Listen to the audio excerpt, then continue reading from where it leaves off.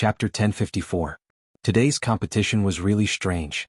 There were those who pretended to be strong, and now there were those who abandoned the competition and ran away. He had never encountered such a problem before, so he didn't know what to do for a moment. Let the others compete first. If Shi Yuchuan doesn't return by the end of the competition, then it will be considered as Jia Renzhong's victory. Jia Jinyan was also very helpless, but for the sake of fairness he could only do so. Uncle Gui nodded his head in understanding. Although he knew that Shi Yuchuan definitely wouldn't return, he still arranged for Jia Renzhong to wait below the stage and let the other contestants continue with the competition. As expected, even after all the competitions had ended, Shi Yuchuan was still nowhere to be seen. Jia Renzhong won without a fight and obtained 3 points. At the same time, it also represented the official end of the Jia clan's 3-day competition.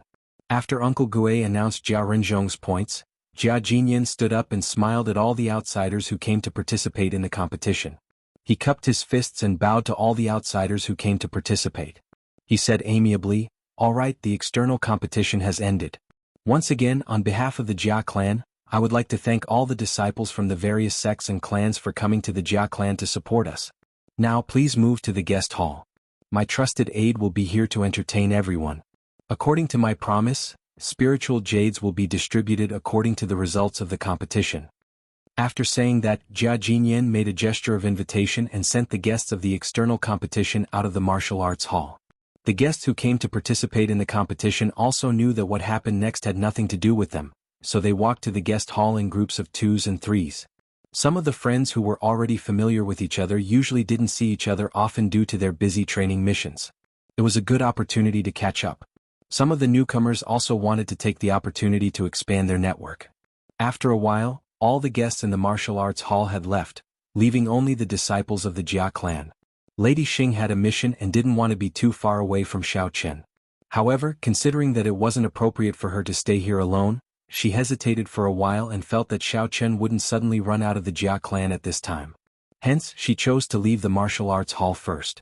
After all the guests had left, the disciples of the Jia clan consciously lined up in front of Jia Jinyan and waited for the clan leader's instructions.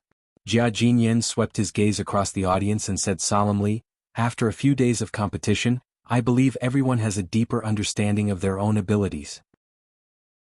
Although there's definitely a difference between the competition and reality, and the person who gets first place might not be able to manage the entire family well, since it's a legacy there must be a result." At this point, Jia Jinyan paused slightly and glanced at the disciples of the Jia clan below the stage. He saw that at this moment their expressions were all different. Some of them looked calm, some were dejected, some were resentful and unwilling, and so on and so forth. Jia Jinyan took a deep breath and said loudly, "Next, I will announce the winner of this competition." Everyone's expression immediately tensed up. Many people clenched their fists tightly and stared at Jia Jinyan. The atmosphere suddenly became a lot more tense. Only Xiao Chen leisurely sat on the side with his legs crossed, looking like he didn't care at all. Picking up the form on the table, Jia Jinyan said word by word, "The champion of this year's clan's tournament is Jia Muzan, who obtained 16 patriarch points. According to the rules of the tournament, he will become the next successor of the clan leader. Jia Huoyan and Jia Tuyao are ranked 2nd and 3rd respectively. They will become the next successor of the clan leader." Turning a page, Jia Jinyan read again, "In the competition of the collateral disciples, the champion is Jia Renzhong. He will also become the successor of the clan leader. As for the other collateral disciples, don't be discouraged. Continue to work hard. As long as you can perform well in the future, you will also have the opportunity to be promoted to the clan leader." Although they already knew the result, the moment they heard Jia Jinyan's announcement, Jia Huoyan and Jia Tuyao still found it hard to accept. They looked at each other and saw the unwillingness in each other's eyes. They had thought that 2 tigers could not share the same mountain. As long as they could defeat each other, they could smoothly become the successor of the clan leader. They didn't expect that Jia Muzan, who had been ostracized and forced to run away from home, would suddenly appear out of nowhere and ruin their original plan. "All right, everyone has worked hard for the past few days. I'm sure you are all tired." After announcing the name list, Jia Jinyan's tone softened slightly.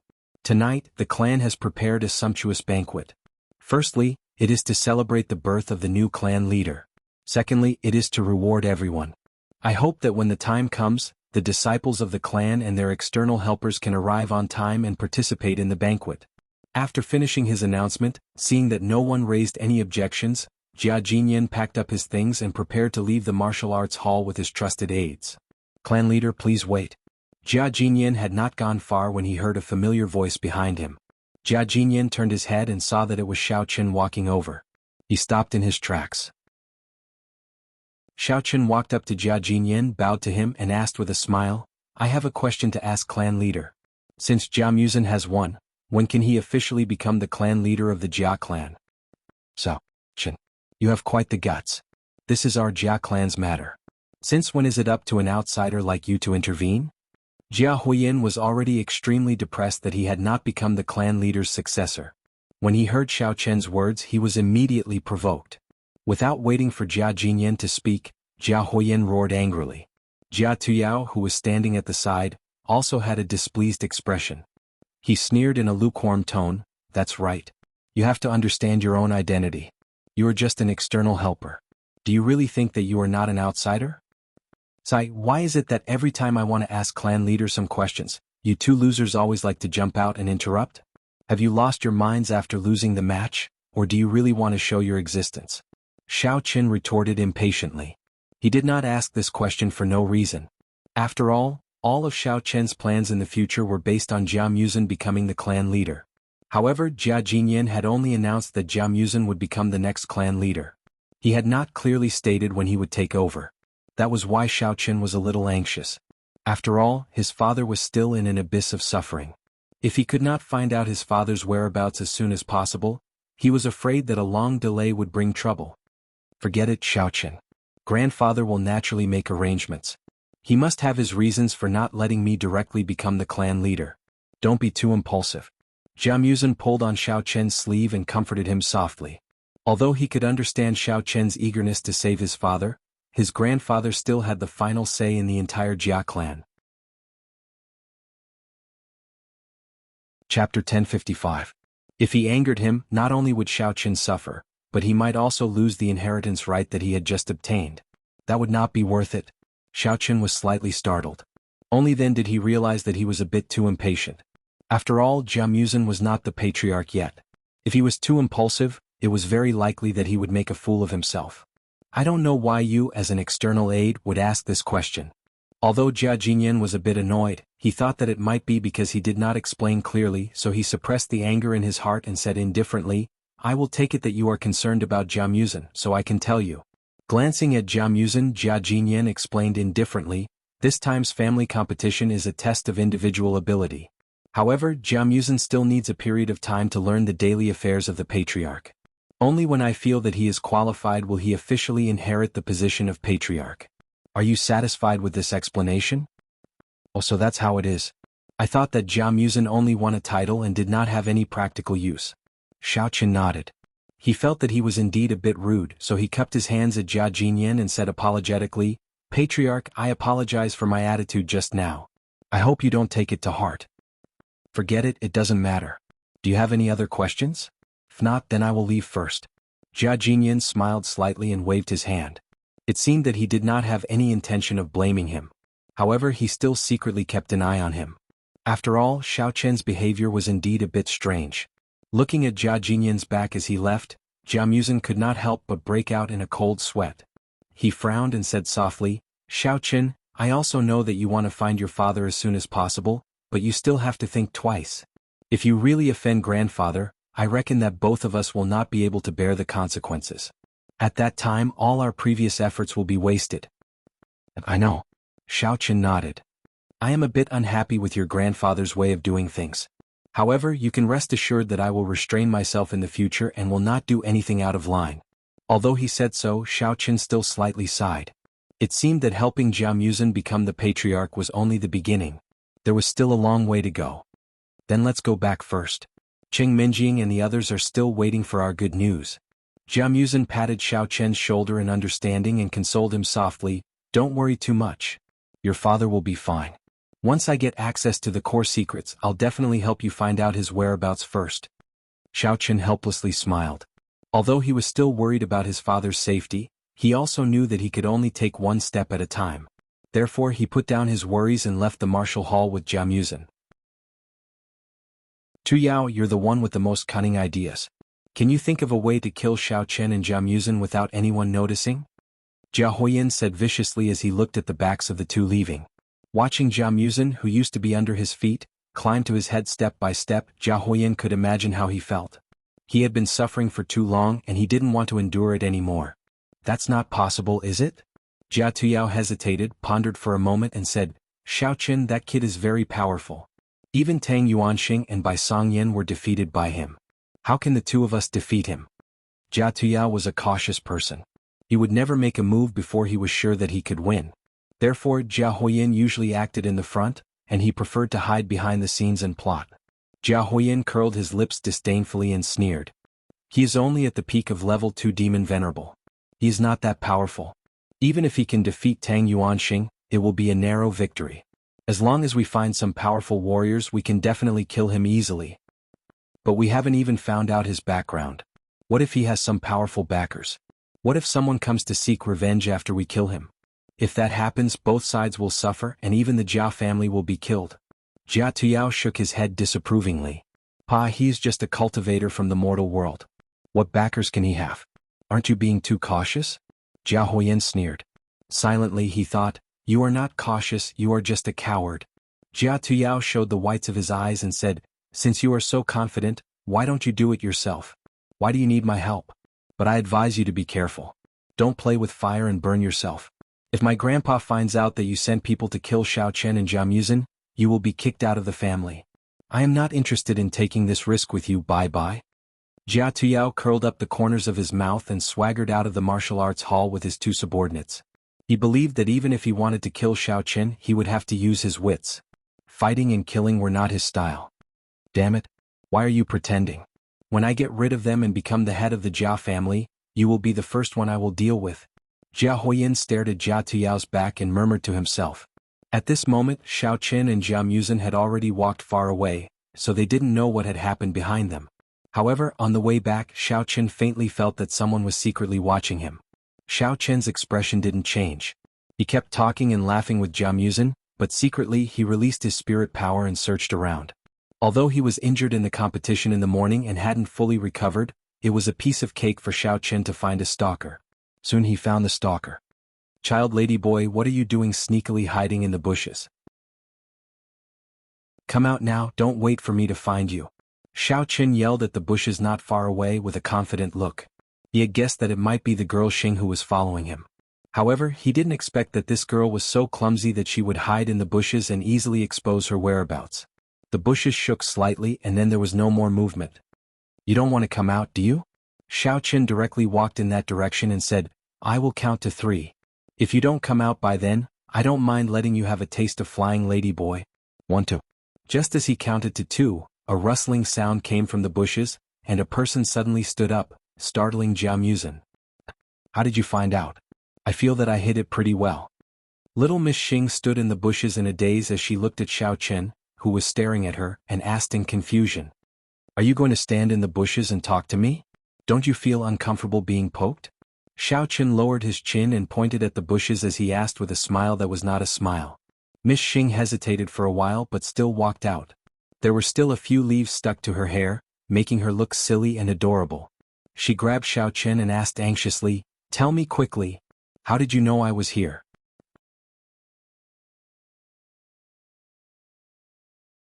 Chapter 1056. I say, can't you grow some brains? Xiao Chen glared at her in annoyance and said, The entire patch of grass is green. You're wearing white and hiding inside like a ghost. As long as you're not colorblind, it's very easy to see through you, alright? Xiao Chen spouted nonsense as if it was a matter of course.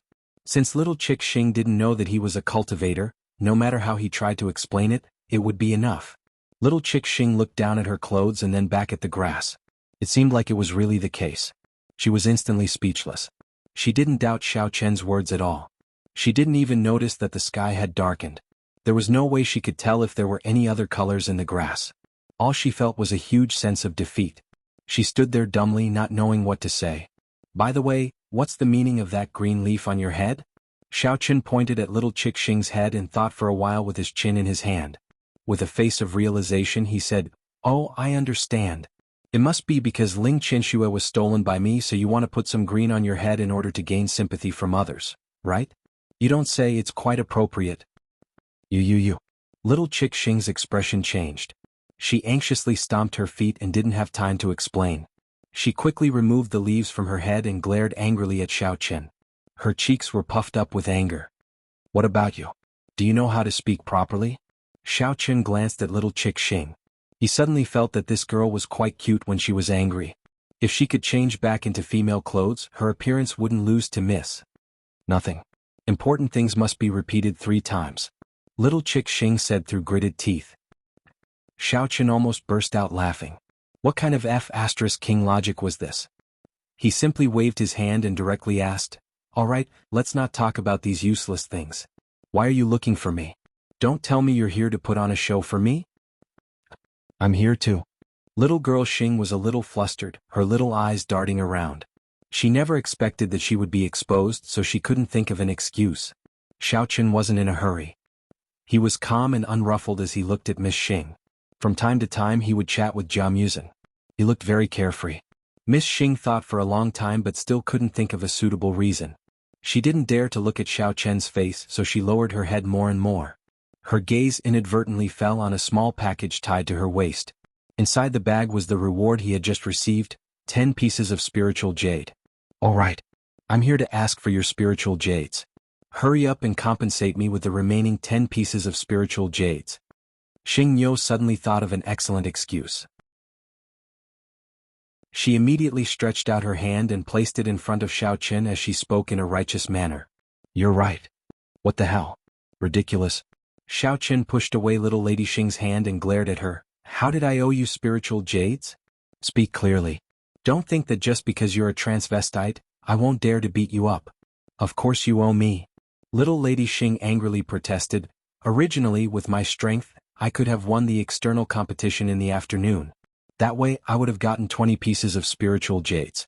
But you played tricks on me, causing me to only get half of it.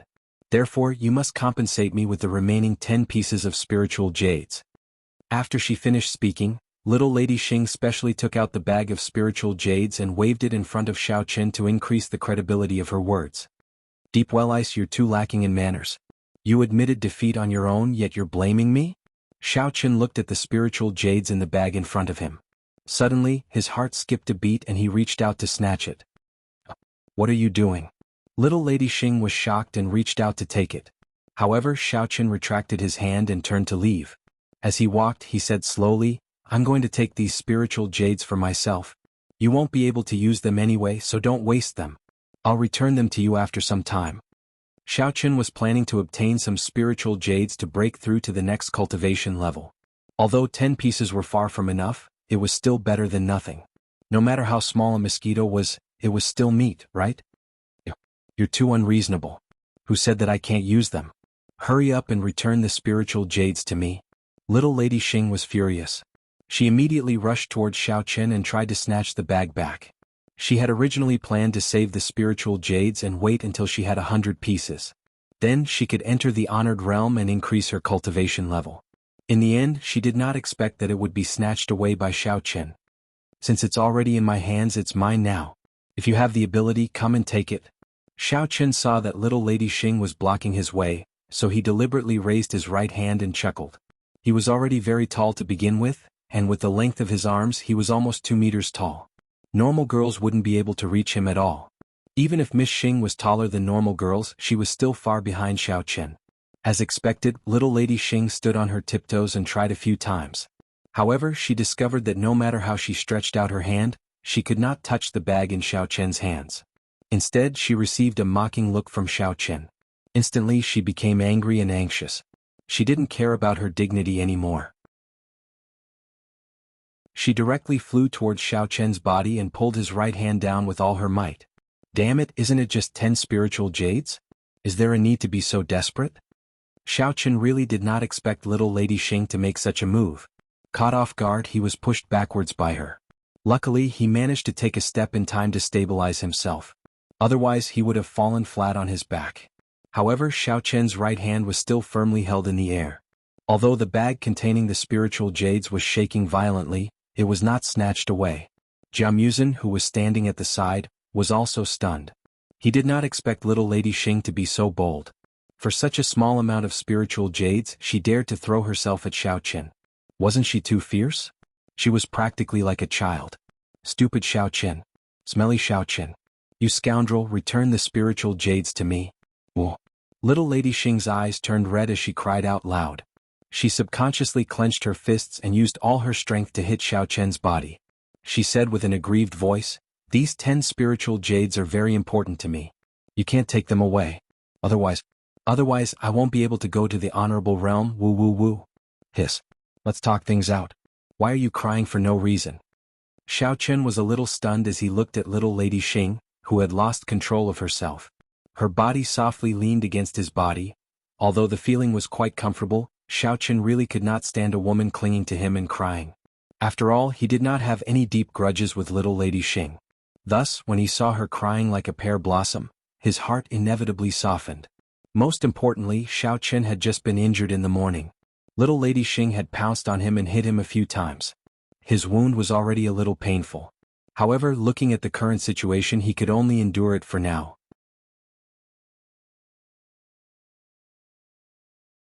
Chapter 1057. Sob sob sob. I don't care, I want to cry. If you don't return the spiritual jades to me, then I will perish together with you.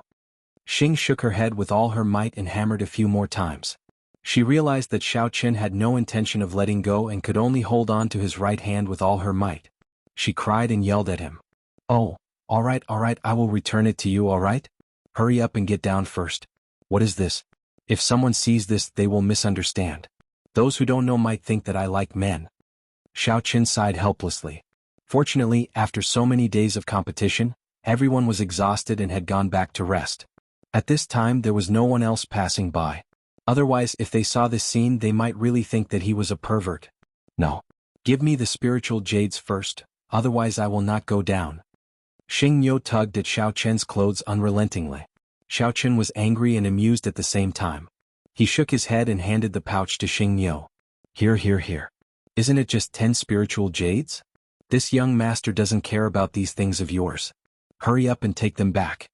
Xing Niu hurriedly grabbed the pouch tightly before jumping down from Xiao Qian's body. She opened the pouch and checked it a few times. After confirming that the spiritual jades were all there and that they hadn't been secretly exchanged, she finally relaxed and pouted.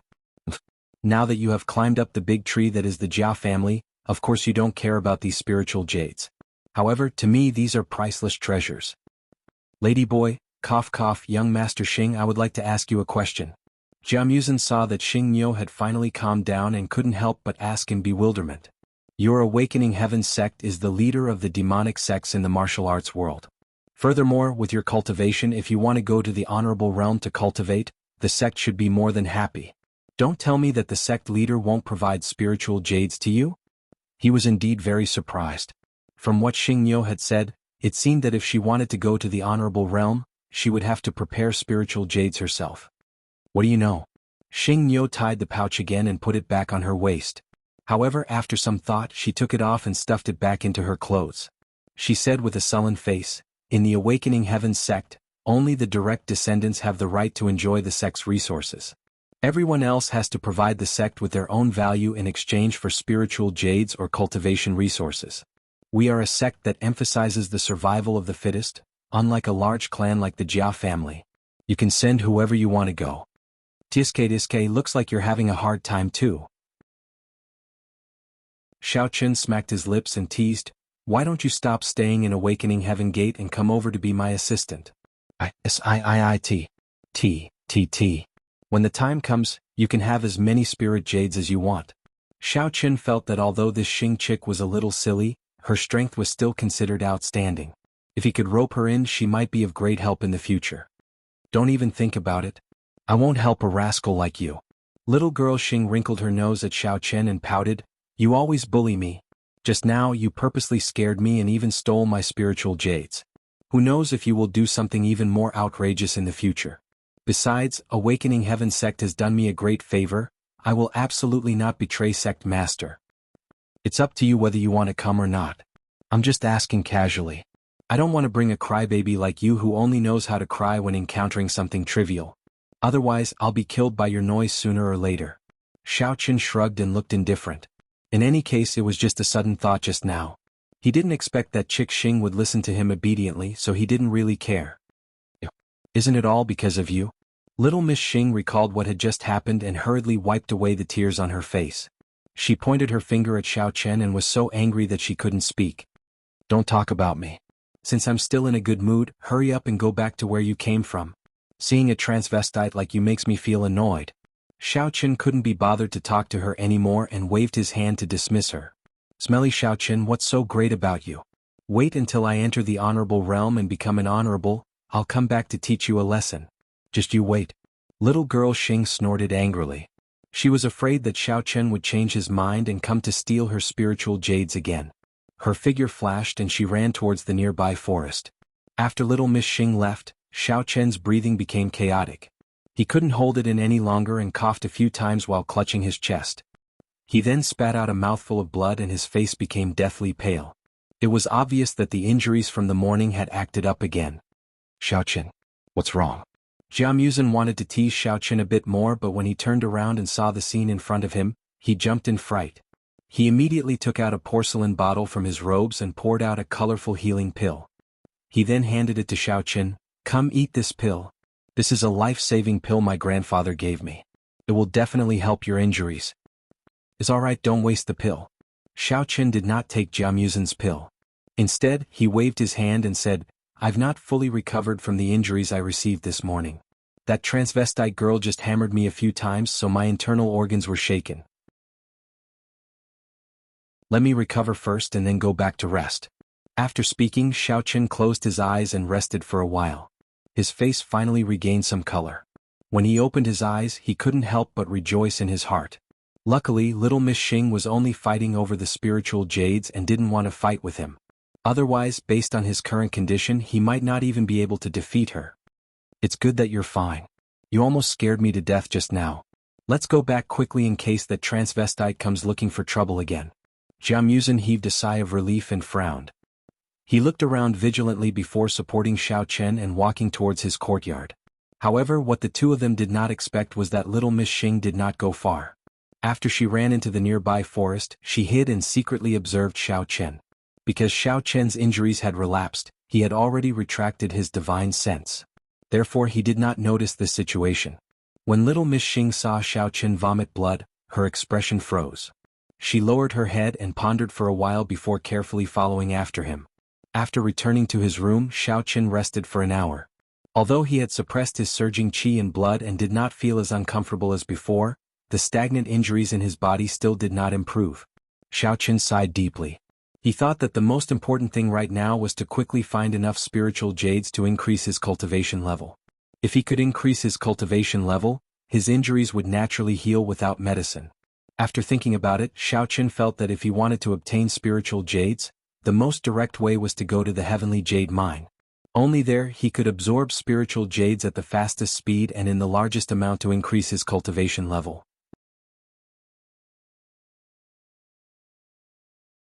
Chapter 1058. However, Xiao Chen felt that this matter had to be hidden from Jianghu and Jia Hongyong for the time being. It was not that he did not trust them, but he did not want to expose his identity as a cultivator for the time being. In any case, absorbing spiritual jades for his own advancement would definitely harm the interests of the Jia family. If the family head found out, he would definitely be held responsible. If Jianghu and Jia Hongyong did not know his true purpose, then even if the situation of his cultivation was exposed, they would not be implicated. After making up his mind, Xiao Chen got up and walked out of his room. Seeing that Jianghu and the girls happened to be chatting in the courtyard, Xiao Chen strode over and said, Muzin, since the competition is over, I plan to find time to go to Jianghu mine again. Jianghu was stunned and asked doubtfully, Why are you going to Jianghu mine again? I want to investigate the information about my father in detail. I left in a hurry the last time, so I didn't read it carefully. I want to take a look again and see if I can find any clues. Xiao Chen found a very suitable reason. Tian Souring pulled on Xiao Chen's sleeve and said with a face full of worry, Husband Xiao Chen, you are so seriously injured now, why are you still running around? Why don't you stay with the Jia family to recover first? Anyway, the information is in the computer, it will not grow legs and run away. Yes, Xiao Chen. Now that your strength has not fully recovered, you may not even be able to control the flying sword smoothly. Moreover, the periphery of Tianyu Mine is full of dangers, we all know that. If you go now, what if you encounter the demonic spiders from last time? Cheng Minjing was also a little worried. She thought for a moment and said, how about this, we go with you. If there is danger we can take care of each other. Ling Er and Ling Qianxue also nodded in agreement. They both felt that they could not let Xiao Qin take risks alone. Although their strength was not high, as the saying goes, there is strength in numbers. If it came to a critical moment they could also contribute some strength, right? Souring and the others are right. If you go now, it is indeed a little dangerous. Jiamuzhen smiled and said, but don't worry, I have a good idea. You don't need to go there personally, and you can look up the information. I happen to have a laptop in my room. I'll call Jia Hongyong later and ask him to send me all the information in the mine. After that, Jiamuzhen immediately took out his phone and was about to dial Jia Hongyong's number, but he was stopped by Xiao Qin. Wait. Xiao Qin held down Jiamuzhen's hand that was about to dial and said awkwardly, you don't have to call him. I want to go to the mine. There's something else I need to do. What kind of things can only be done in the mine? Jiamuzhen was startled and asked in astonishment. This. Xiao Qin hesitated for a while and finally made up his mind. He said frankly, actually, I want to go to the Heavenly Jade Mine and use the spiritual jades to heal my injuries. At the same time, I can also use them to cultivate. So that's how it is. You should have told me earlier. With our relationship, what's the point of hiding it? You're treating me like an outsider. Jiamuzhen understood and looked at Xiao Qin with blame. Xiao Qin scratched his head and explained with a smile, in any case, this is an act of using public office for private gain. You've just become the heir of the family. I'm afraid that I'll cause you some unnecessary trouble, so I didn't tell you the truth at the beginning. Jiamuzhen shook his head and said sincerely, Big brother Xiao, let's not beat around the bush. I basically relied on you to become the heir of the family. If there's such a day and I have to choose between the glory of the family or the friendship of my brothers, then I'll definitely choose you, my good brother. Thank you. Xiao Qin was also a little touched. He didn't know what to say for a while, so he could only pat Jiamuzhen's shoulder heavily. This kind of heartfelt words should only be said once between brothers. Jiamuzhen knew that Xiao Qin had already understood what he meant, so he changed the topic and said, but since you're going, I have to tell Jia Hongyong in advance so that he can send someone to pick you up and arrange a place for you to recuperate. That's good too. I'll set off after the banquet. It's not easy to attract attention in the dead of night. Xiao Qin nodded and agreed. Jiamuzhen walked to the side to make a phone call. Xiao Qin turned to Cheng Menjing and said, young miss, it's been hard on you. These few days you and Sour will stay with the Jia family. I'll be at the mine. With Jia Hongyong looking after me there won't be any problems. I'll come back after a few days when my body recovers. Alright then, be careful. Don't be too impulsive. Cheng Menjing said. She heard that Xiao Qin had dared to talk back to Jia Jinyan. Although the old family head was magnanimous and didn't take it to heart, it still made her break out in a cold sweat. In the past, Cheng Minjing always had the temperament of a spoiled young miss and didn't have a good attitude towards Xiao Qin. Since the sudden big change and after a period of escape with Xiao Qin, her character gradually became more stable and tolerant. However, from time to time she would still quarrel with Xiao Qin. Ever since he set foot on the road to the inner Wulin, all kinds of sudden incidents occurred. Sometimes, when Xiao Qin couldn't take care of everything, he would ask Cheng Minjing to take care of the other girls. Cheng Minjing believed that she was Xiao Qin's real girlfriend. Therefore, every time she agreed she got along well with Sour, Ling Qianxue and Ling Er.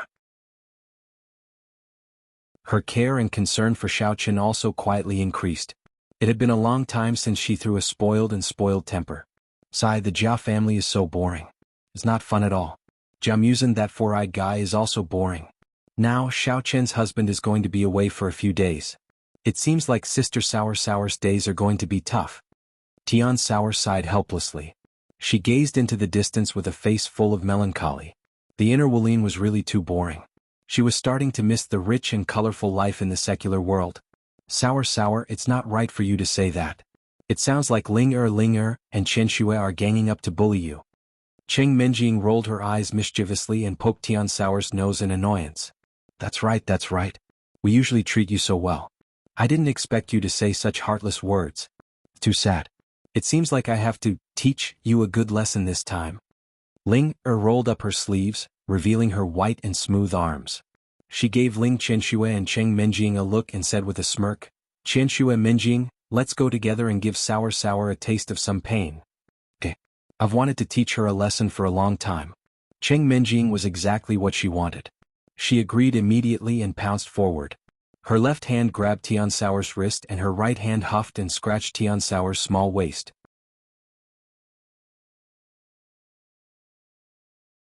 Chapter 1059. Ha. Sister Minjing, stop teasing me. I know I was wrong. Oh ha. Tian Souring was ambushed, and laughed until she was out of breath. She wanted to break free from Cheng Minjing's claws, but she was not as strong as Cheng Minjing. She could only laugh while begging for mercy.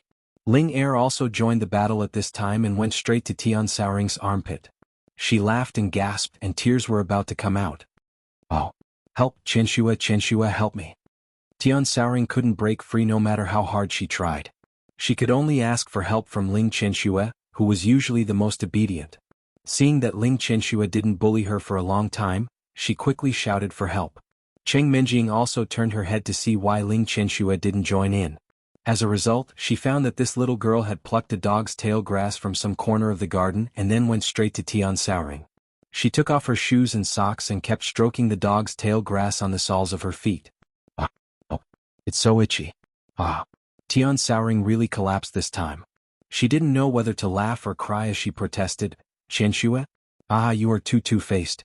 Oh. Looking at the scene of the girls playing together, Xiaochen couldn't help but feel a strong sense of happiness in his heart. If it wasn't for the fact that he had to find his father's whereabouts, he couldn't wait to live such a leisurely life for the rest of his life. "Xiaochen, I have already asked Jia Hongyong to arrange the mine. You can go to the entrance of the mine where our first match will be held tonight. He will be waiting to pick you up there."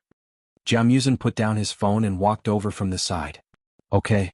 Xiaochen nodded and said, "If there is any situation I will contact you again." Jianghu agreed. He looked up and saw that the sky was already dark, so he said, "It's almost time.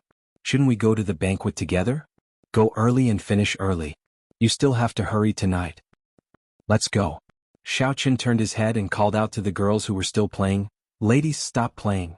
Hurry up and clean up. We are going to eat a feast. Today we are the victors. Don't let others laugh at us." Cheng Minjing was the first to stop when she heard this. Ling Qianxue and Ling Er also supported Tian Souring and stopped playing. The three girls helped Souring tidy up his clothes and changed into a set of beautiful clothes before following Xiaochen and Jianghu to the guest hall. There was nothing special about the Jia clan's banquet.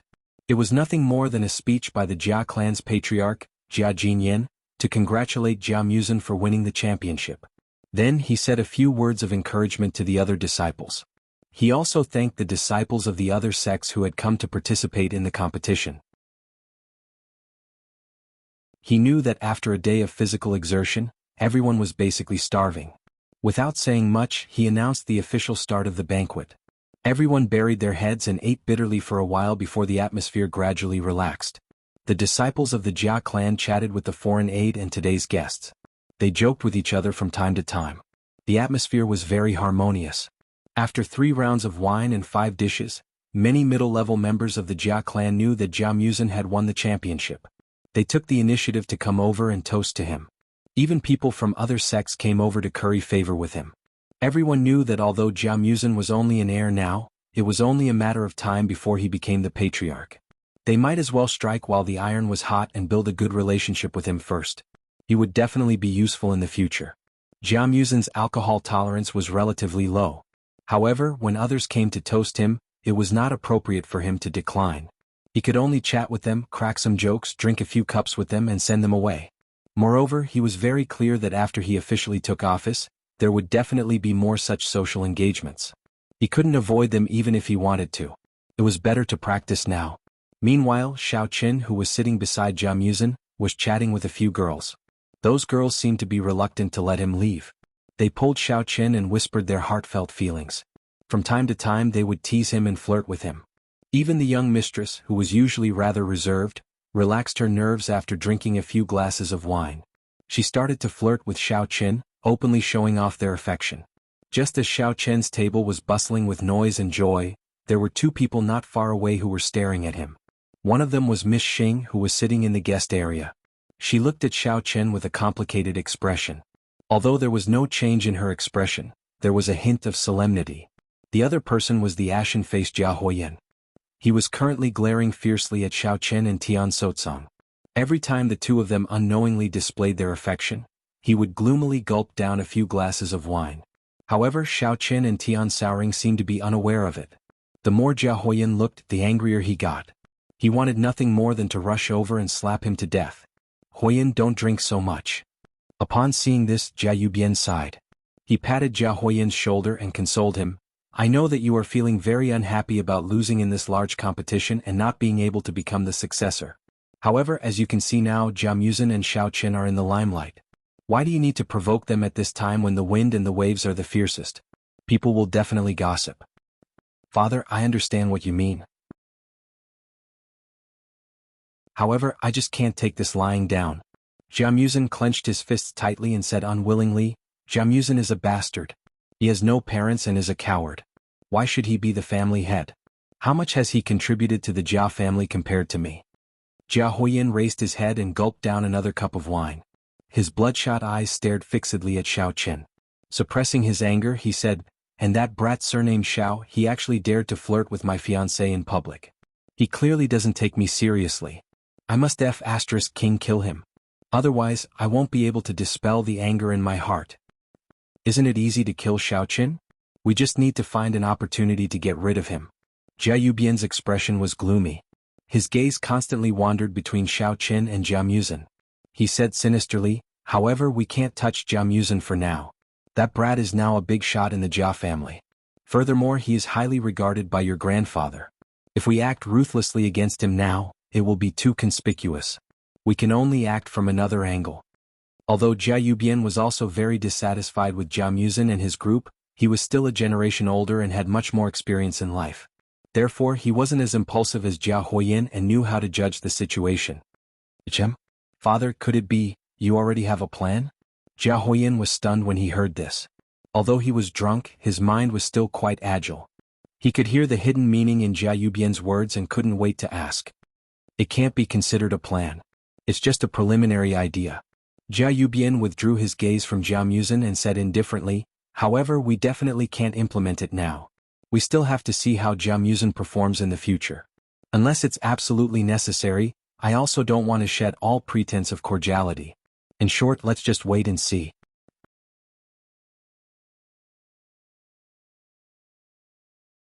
Chapter 1060. Jia Yubian picked up a cup of wine on the table and drank it in one gulp. A sinister look flashed through his eyes. However, it was blocked by the wine cup, so no one noticed. When he put down the wine cup again, there was no trace of it. "Okay, I will listen to you." Jia Huoyan immediately nodded his head, and a glimmer of hope ignited in his heart. Since his father had spoken and was willing to help, then the position of patriarch would fall into his hands sooner or later. With this thought, he was not so angry anymore. He looked at Jia Muzin and the others as if he was pitying people who were about to die. Jia Yubian and Jia Huoyan chatted a bit more. Seeing that Jia Huoyan had calmed down, Jia Yubian picked up his wine cup and led him to Jia Muzin's table. After all, the other members of the Jia clan had all gone over to toast Jia Muzin. Even Jia Yuto had a smile on his face as he drank a cup of wine with Jia Muzin.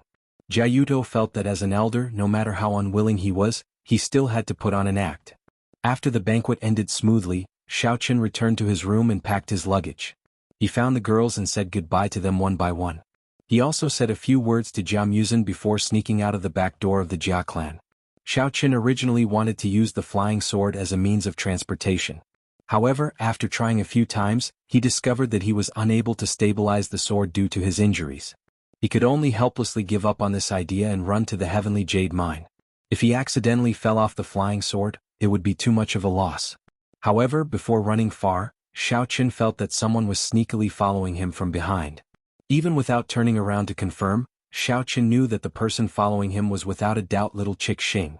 Right now, only she would care about his whereabouts and never forget to follow him. Xiao Chen did not mind.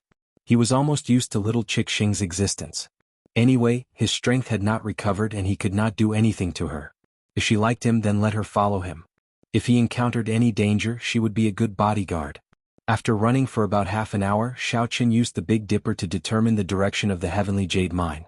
He estimated that he would arrive about 10 kilometers to the east, which was about 10 minutes away. He could not help but feel a little more relaxed. Xiao Chen felt that the chick Xing was still hanging behind him, not too far away, so he decided to play a little joke with her to tease her. After quickly running forward for a distance, Xiao Chen's figure moved slightly and he quietly set up an illusion on the side of the road. Then he slowed down his footsteps and released his divine sense. He watched as little girl Xing slowly caught up to him from behind. Feeling that the distance between the two of them was about right, Xiao Chen suddenly turned around and looked behind him. Little girl Xing jumped in fright.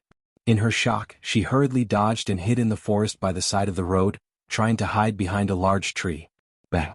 Ouch! A muffled sound rang out, followed by a blood-curdling screech. Xiao Chen watched as she clutched her head and squatted on the ground. A mischievous smile appeared on his face as he turned around and continued on his way. Ouch, it hurts. Little Miss Xing rubbed her red and swollen forehead as she stared at the culprit in front of her, a big tree. How could I have made a mistake? It should have been an empty space, right? How strange.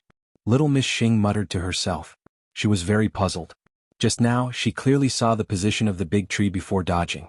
She did not know what happened, but she unexpectedly bumped into it. Could it be that she was too tired? Seeing that Xiao Chen's figure was getting further and further away and was about to disappear, little Miss Xing could not be bothered to think too much. She used her movement technique and quickly chased after him. Staring at Xiao Chen's faintly discernible figure, a thought suddenly flashed through little Miss Xing's mind. Could it be that Xiao Chen had done something and purposely made her bump into the tree? However, little Miss Xing quickly rejected this thought. Even though Xiao Chen's strength was higher than hers, it was impossible for him to make the tree move. That would be too heaven-defying. Furthermore, he was currently seriously injured.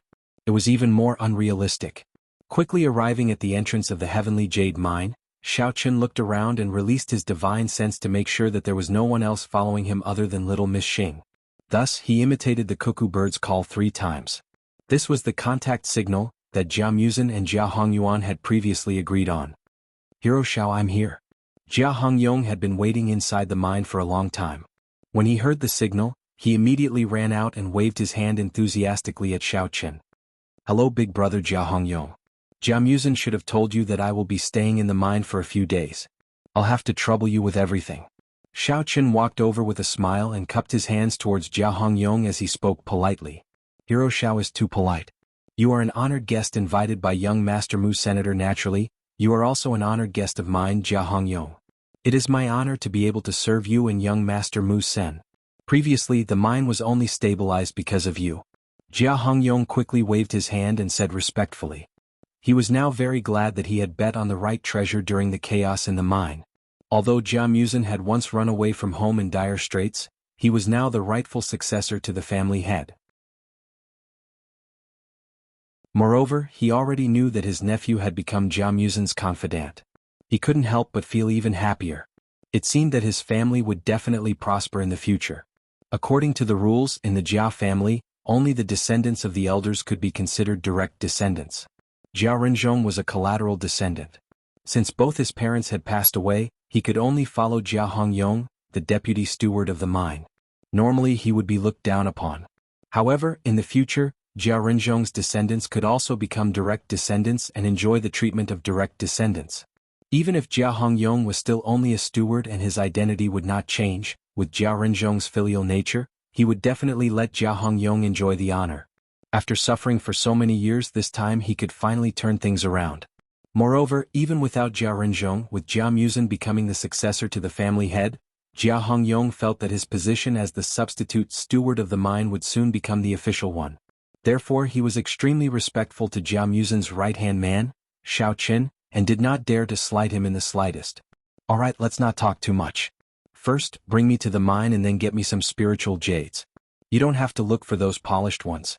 Just bring me the raw stones. Xiao Chen smiled and went straight to the point. He didn't want to waste time. Since he was already here, he had to quickly recover from his injuries. If he wanted to chat, there would be plenty of opportunities in the future. Alright, I have already prepared the car. This way, please follow me. Jia Hongyong understood what Xiao Chen meant. He immediately made an inviting gesture and brought him through the gate of the mine. They got into the car and prepared to go to the main mining area.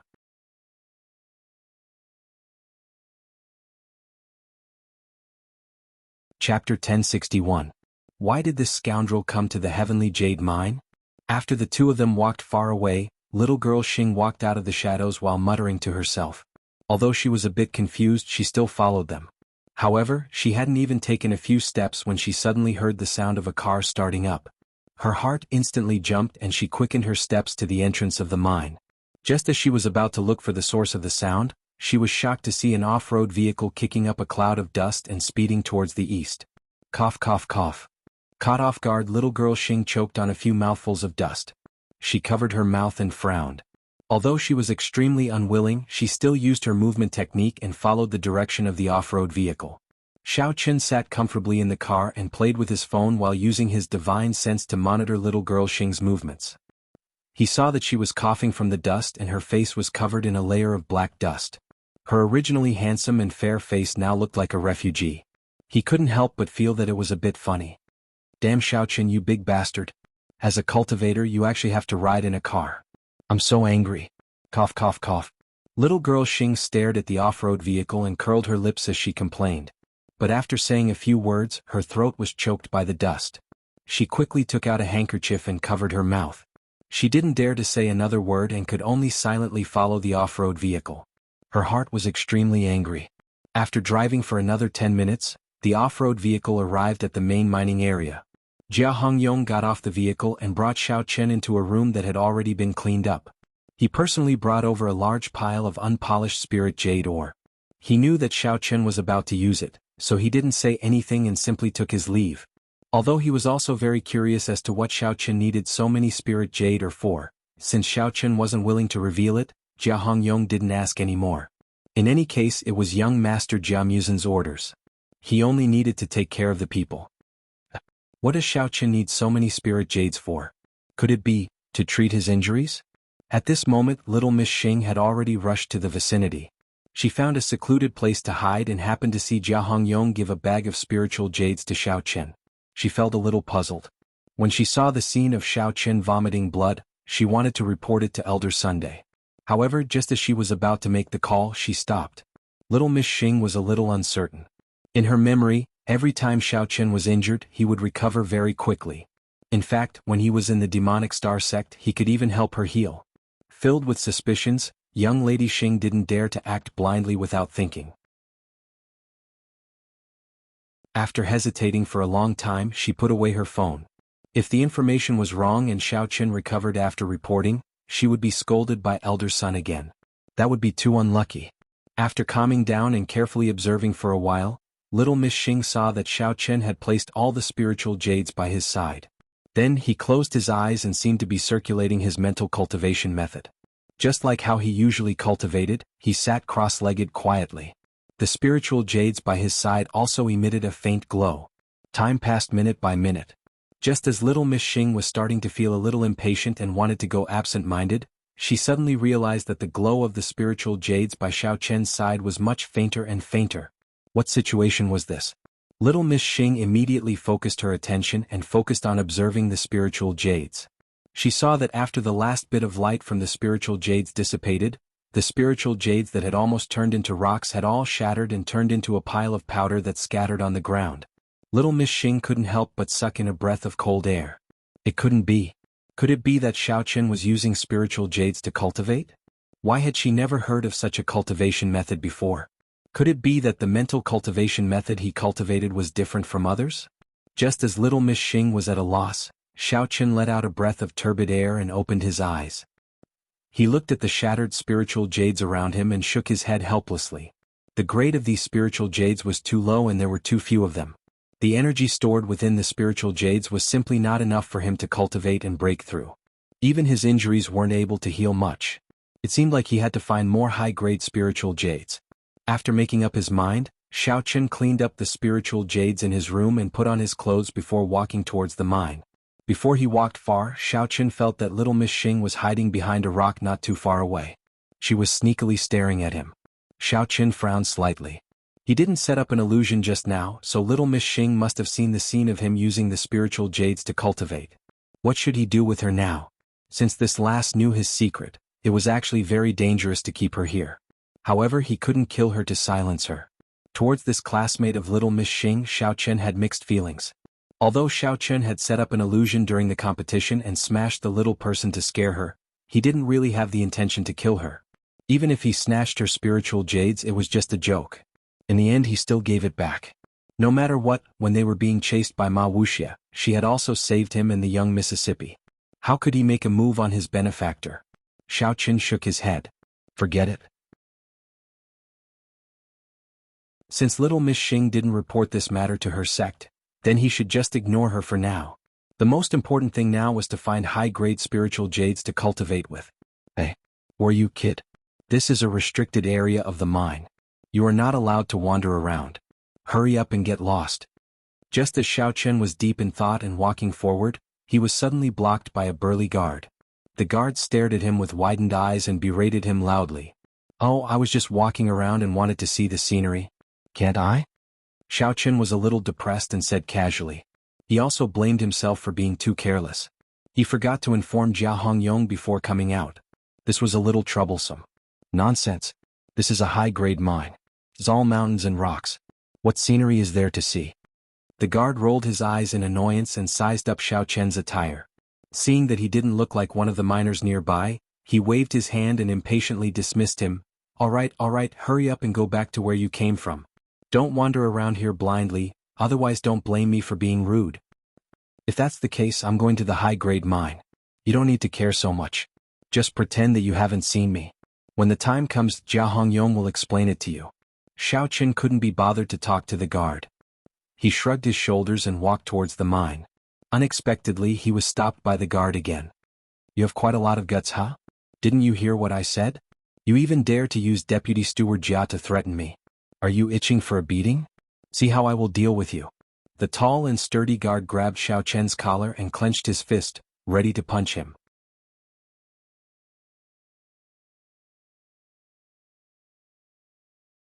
Chapter 1062. Jia Xiaolu. Hurry up and let go. Before the guard could swing his fist, he heard a roar coming from afar. Then he was kicked away. Jia Hongyong appeared in front of Xiao Chen angrily. He pointed at Jia Xiaolu, who had been kicked to the ground, and scolded, I think you're the one with the guts. Do you not want to work here anymore? How dare you offend my esteemed guest? If you don't want to work here, just tell me and I'll kick you out immediately. This Deputy Steward Jia, I'm here to supervise today, right? Just now, I saw him acting suspiciously, wandering around here, so I stopped him. I didn't know he was your guest. Otherwise, why would I be disrespectful to him? Jia Xiaolu retorted with an aggrieved expression as he rubbed his butt that had been kicked. Cut the crap, get lost.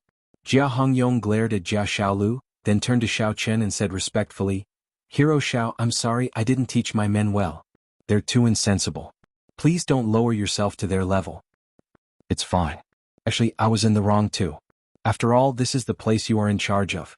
I should have told you before entering the mine. Xiao Chen waved his hand, not minding it too much. In fact, Jia Xiaolu could not be said to have done anything wrong. He was just doing his duty. Otherwise, if anyone could come and go as they pleased, the spiritual jades would have been stolen long ago.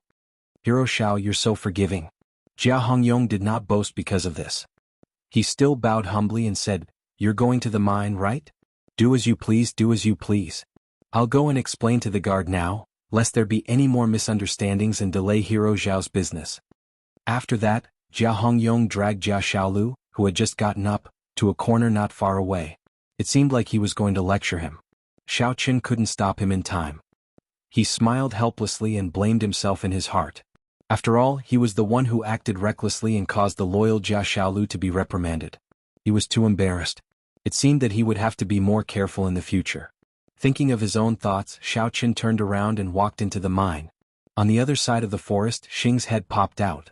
She blinked her eyes and looked in his direction. Seeing that Xiao Chen's figure had already disappeared into the mine, little Miss Xing thought for a moment.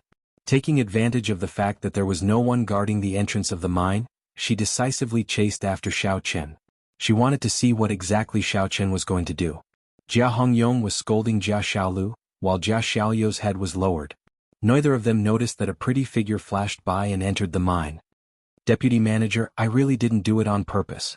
I know you said that a guest was coming, so I stopped him. I was afraid that he would sneak into the mine and disturb your guest. Jia Xiaolu said with a bitter expression. What guest are you talking about?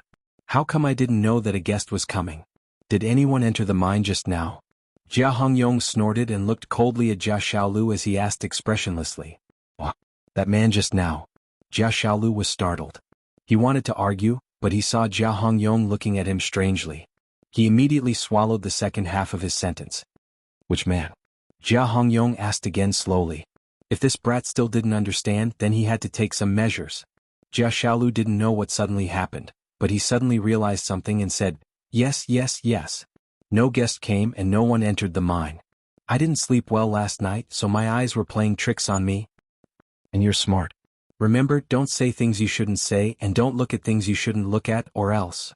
Jia Hongyong didn't continue and gave him a you-know look. I know. But, Deputy Manager, if there's nothing else, I'll continue to guard the entrance of the mine. Don't worry, I won't say anything. Jia Xiaolu couldn't help but shiver. He immediately lowered his head and ran to the entrance of the high-grade mine. He stood there obediently and didn't move, just like when no one was around. Jia Hongyong saw this and nodded in satisfaction. He looked into the depths of the mine, but it was dark and he couldn't see anything. He didn't want to know why Xiaoqin ran into the mine, so he turned around and walked to his room, quickly disappearing. Xiaoqin didn't know the conversation between the two people outside. He followed the dim light of the mine and walked straight into the depths of the mine. The deeper he went, the narrower the tunnel became. There were also some places where water was seeping out. Xiaoqin guessed that this mine had been dug not long ago, so the walls had not been reinforced. From time to time, there would be dirt falling from above. Although the mine was very simple, Xiaoqin felt that the surrounding spiritual energy was getting thicker and thicker. It was obvious that there was a lot of high-grade spiritual jade stored in this mine. Moreover, he had specially used his divine sense to check. The load-bearing framework around the mine was very reasonable. Even if he dug for 3 to 5 years, it wouldn't collapse. The safety factor could be considered to be international standards. After walking for a while, Xiaoqin finally found a relatively clean and suitable place. He sat down and planned to cultivate here. Since it was already late at night, and with Jia Hongyong's greeting, there definitely wouldn't be any miners coming in to dig. Not far behind him was that little girl Xing, so Xiaoqin didn't have to worry about being seen by others. After sitting down cross-legged, Xiaoqin began to circulate his mental cultivation method. Gradually, the spiritual jades embedded in the nearby rocks seemed to resonate and emitted a strange light. The light was strong but not dazzling. It was obvious that the spiritual jades were of much higher quality than the normal spiritual jades that Jia Hongyong had given him. The energy of the spirit jade gradually turned into threads that were invisible to the naked eye, surrounding Xiaoqin.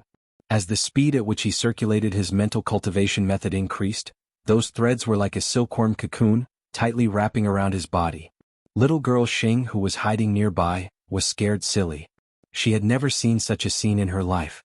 Although she couldn't see any changes in Xiaoqian's body, she could see the continuous light emitting from the surrounding rocks.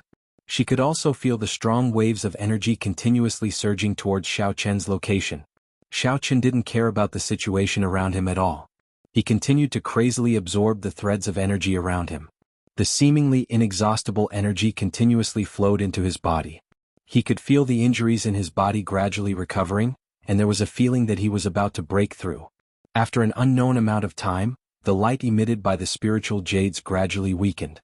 It was obvious that the energy was about to be completely absorbed by Xiaoqin. Peng. Finally, a larger spiritual jade directly shattered due to the lack of spiritual energy.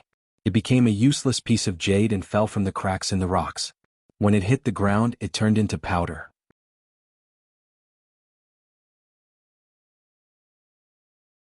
Chapter 1063. Coincidentally, the place where the spirit jade had fallen was quite close to little Miss Xing. She was originally concentrating her attention on the spirit jade when she suddenly heard a crisp explosion. She almost jumped up in fright. Before she could react, the other spirit jades near Xiaoqian had all been sucked dry. Peng, peng, peng. The sound of the spirit jades exploding rose and fell one after another, and the fine sand began to rustle down. The originally spacious and ventilated cave was gradually filled with the smell of dust. Other than the spirit jades, large chunks of soil began to fall down. Normally, when the miners were working, they would stop digging after digging out a few spirit jades. This was to ensure the miners' safety and prevent the cave from collapsing. However, the rate at which the spirit jades were exploding was simply too fast. Furthermore, it was the middle of the night and no one had come to reinforce the spirit jades. Thus, after a series of explosions, many areas of the cave had collapsed. The entire cave looked like it was on the verge of collapse. Xiaoqin. Hurry and leave this place, the cave is about to collapse. Little Miss Xing saw that the situation was not good and could no longer care about anything else. She revealed herself and shouted at Xiaoqin. However, Xiaoqin did not seem to hear Little Miss Xing's words. He continued to sit there cross-legged without moving. He continued to absorb the energy from the spirit jades without the slightest intention of stopping. Do you not want your life anymore? Even if you want to cultivate and level up, you have to first. Aya. Little Miss Xing was so anxious that she was sweating profusely. She stomped her feet and rushed towards Xiaoqin. She planned to drag him out of the cave first. However, contrary to Little Miss Xing's expectations, before she could even get close to Xiaoqin, she was sent flying by a strong gust of qi. She landed heavily on the ground a distance away. Xiaoqin did not move at all. His eyes were tightly shut as he crazily absorbed the energy from the spirit jades. He was completely unaware of the situation around him. Boom! Without the support of the spiritual jades, the rocks in the mine finally collapsed under the pressure of the load-bearing frame.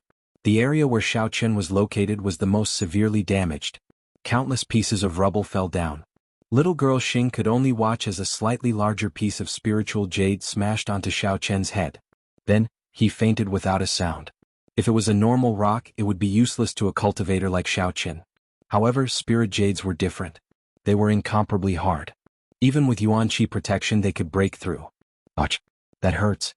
Lady Xing had just gotten up when she was smashed by the rubble a few times. There were quite a few wounds on her body. However, because she was far away, her injuries were not as serious as Xiaoqian's. Xiaoqin? Xiaoqin, are you all right? Seeing Xiaoqian's face covered in blood and unconscious on the pile of rubble, Little Miss Xing was at a loss. She tried calling out to Xiaoqin, but there was no response from Xiaoqin. She could only stand there in a daze. She didn't know if she should go up and check on Xiaoqian's injuries or abandon him and run for her life. After hesitating and struggling for a while, young Lady Xing decided to stay. She felt that she couldn't let Xiaoqin die here alone. After all, Elder Sun's orders were for her to keep an eye on Xiaoqin. She couldn't let him die. If he left Xiaoqin here and went back alone, he would definitely be scolded to death. Forget it, I'll just treat it as doing a good deed every day. I hope this stinking scoundrel will treat me better in the future. Little girl Xing encouraged herself and finally decided to save Xiaoqin. However, when Little Miss Xing walked in the direction of Xiaoqin, she realized that the passage between the two of them was already filled with rubble. She couldn't cross it at all. Furthermore, she didn't dare to use her demonic energy to blast the rubble away. If the vibrations caused the mine to collapse again, she would lose her life here. Gritting her teeth, Little Miss Xing endured the pain on her body and carefully walked over to the pile of rubble. She used her hands to move the rubble away. After spending a lot of effort, she finally cleared a path towards Xiaoqin. Xiaoqin, how are you? When she came to Xiaoqian's side, Little Miss Xing realized that his eyes were tightly shut and he was lying motionless on the ground. She squatted down and gently pushed his body, but there was still no reaction. Little Miss Xing's mind was in a mess. She was worried and afraid. Her little face was pale and she said with a sobbing tone, Xiaoqin, you don't scare me. You're already a martial honor expert. You can't be crushed to death by a few rocks, right? What should I do if you die? How am I going to explain this to Elder Sun when I return? Just as Little Miss Xing was panicking and at a loss of what to do, Xiaoqian's body suddenly twitched. Then there was no more movement. Little Miss Xing was shocked and hurriedly reached out to feel his breath. After holding her breath for a long time, she felt a weak heat. It was Xiaoqian's breath. That's great. Little Miss Xing let out a long sigh and instantly felt more at ease. She muttered, I just knew that a baddie like you wouldn't die so easily. Stop pretending and quickly stand up. Rocks are still falling down. We have to hurry up and get out. Otherwise we'll be crushed to death in the mine. However, no matter how much Xing Chick yelled and pushed, Xiaoqian was still lying there without moving. If it wasn't for the fact that she could feel his breathing and the weak rise and fall of his chest, Xing Chick would have thought that Xiaoqian was really dead. Without any other choice, Little Miss Xing could only strenuously help Xiaoqian up and drag him out of the mine. This was because the ceiling that Xiaoqian was on was already shaking and it was not safe at all. If they didn't leave quickly, the two of them might be buried alive. Why are you so heavy? You look so skinny, but you're as heavy as a dead pig. Although little Miss Xing was complaining, she didn't stop walking. Because little Miss Xing was also injured by the rocks, she couldn't use too much strength. Thus, she could only drag Xiao Chen and slowly walk forward. After walking for an unknown amount of time, little Miss Xing felt that her footsteps were getting heavier and her eyelids were getting heavier. Although they were already out of the danger zone, they were still quite a distance away from the mine exit. In order to raise her spirits, little Miss Xing could only mutter to herself, "Xiao Chen, why are you so mysterious? Why did you come to such a dangerous place to cultivate? Furthermore, I've never heard of spiritual jades being able to help cultivators increase their cultivation. How did you do it? Just now, your surroundings were so strong and you bounced me so far away. I thought you could also bounce rocks away. I didn't think that you would faint in just one hit. Xiao Chen, I'm so tired. Why is this road so long? I can't see the end. Are we going to be stuck here forever? Are we going to die in the mine just like that? Xiao Chen, the road in front is so blurry. Why can't I see clearly? The surrounding lights aren't on either. Did I go the wrong way? When can we go out?"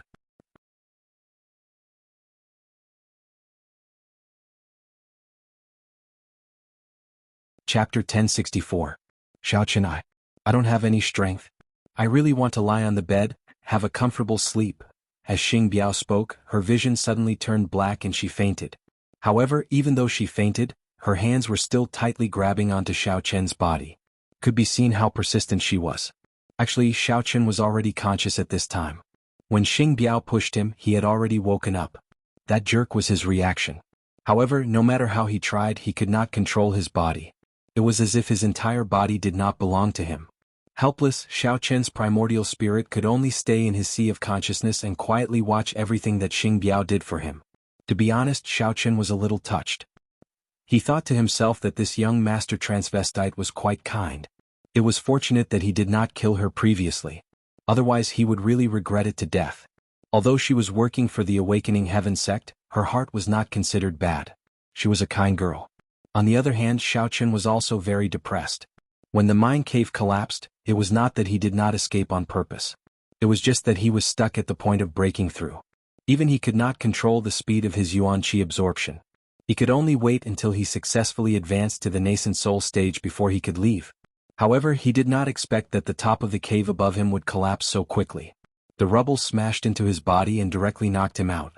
Now, not only was Xiao Chen's body seriously injured, even his previous cultivation was in vain. His injuries were even more serious than before. He tried to call out to the Elder Heaven Ancestor a few times but realized that there was no response. Xiao Chen could not help but secretly complain.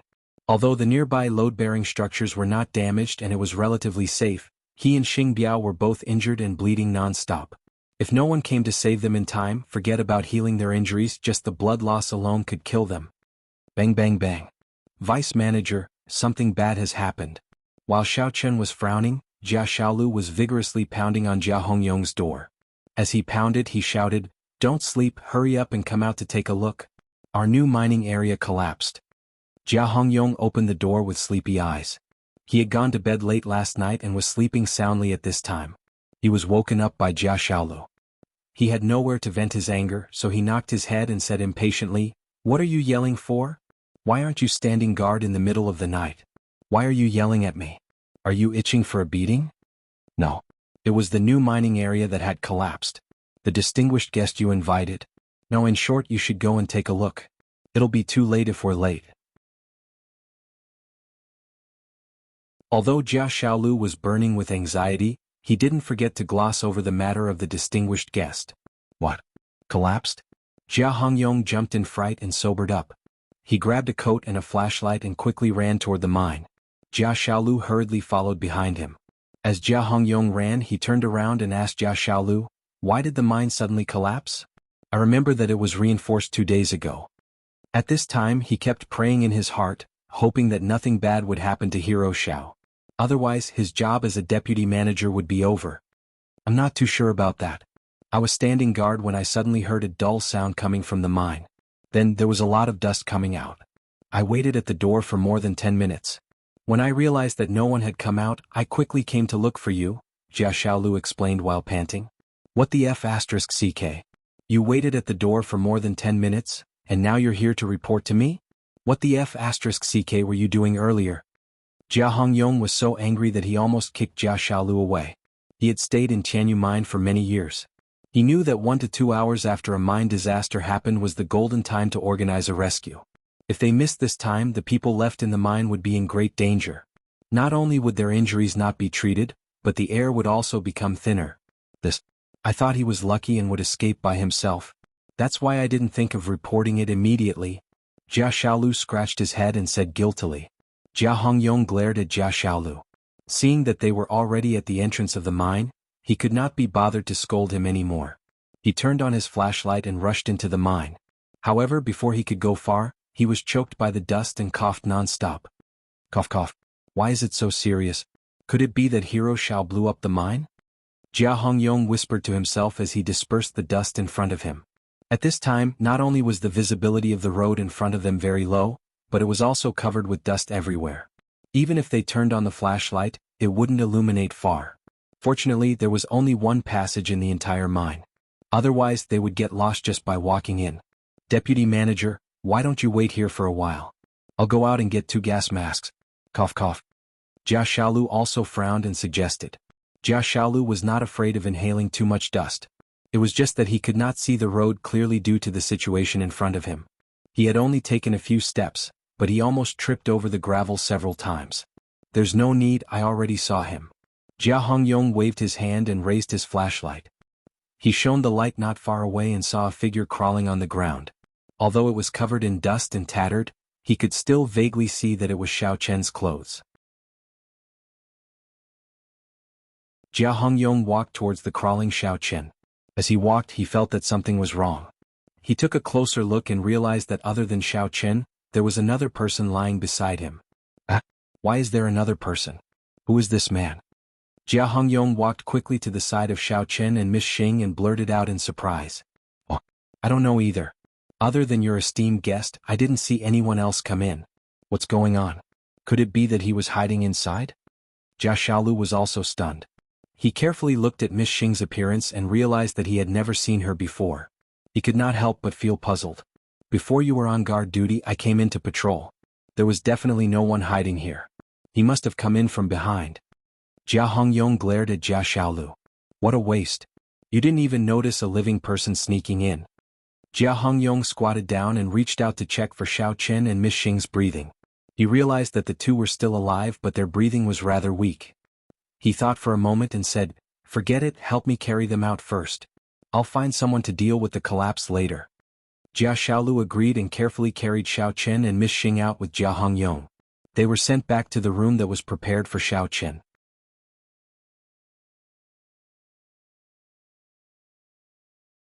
Chapter 1065. Because Xing Chik kept clinging to Xiao Chen and Jia Hongyong couldn't figure out her identity, he decided to put her and Xiao Chen on the same bed. After settling down Xiao Chen and Xing Chik, Jia Hongyong carefully reminded Jia Shaolu not to go around gossiping. Then he returned to his room, picked up his phone, and dialed Jia Muzin's number. "Hello Hongyong, it's so late. Is there something urgent you need me for?" It was early in the morning and Jia Muzin was in a daze. However, when he saw Jia Hongyong's call, he still picked up his phone and answered the call. "This, young Master Mu's son, something happened here." Jia Hongyong paused. He didn't know how to bring up Xiao Chen's matter. After all, yesterday evening Jia Muzin had repeatedly reminded him to take good care of Xiao Chen, and he had readily agreed. He didn't expect that in just one night, Xiao Chen would suffer such serious injuries and be unconscious. What happened? What happened? Did something happen to Xiao Chen? Don't dilly-dally and tell me quickly. Although Jia Hongyong was stuttering, Jia Muzin still quivered and sat up from the bed as he eagerly asked. "Young Master Musin, don't worry. It's like this. After I picked up Hero Shao last night, I arranged a room for him. Then he went to a newly opened mine alone. I wasn't sure what he was going to do, so I didn't stop him. However, not long after, the mine collapsed." Jia Hongyong summoned up his courage and explained in detail what had happened. "What? Collapsed? Is his injury serious?" Jia Muzin was now completely awake, so he hurriedly asked. "Hero Zhao's life shouldn't be in danger, but there are many wounds on his body from the rubble. Currently he is still unconscious." Jia Hongyong answered honestly. "No. I'd better go to the mine myself and bring him some healing pills."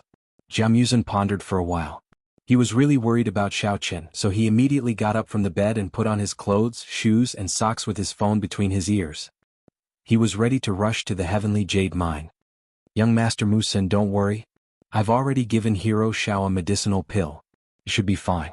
Jia Hongyong hesitated and said, I think it's better if you don't come over right now. What? If I don't visit Xiao Chen, I won't feel at ease. Jia Musen frowned. Could it be that Jia Hongyong was trying to avoid responsibility by not letting him visit? Young Master Musen, maybe you don't know. I have to report the collapse of the mine to the Patriarch first. According to the rules, the family must send someone to investigate the cause of the accident. If you rush over at this time, I'm afraid it will be too conspicuous. Jia Hongyong replied in a cautious tone. Jia Musen was startled. He didn't expect Jia Hongyong to say such a thing. After thinking for a while, he felt that what Jia Hongyong said did make some sense. Firstly, it was difficult to explain why Xiao Chen wanted to go to the mine. Secondly, he had just become the Patriarch's successor, so he would definitely be extremely busy. It would be difficult for him to get away. If he rushed over to the mine, it would be difficult to explain if his grandfather asked. After pondering for a long time, Jia Musen nodded and said, All right. Then I won't go for the time being, but you must take good care of Xiao Chen.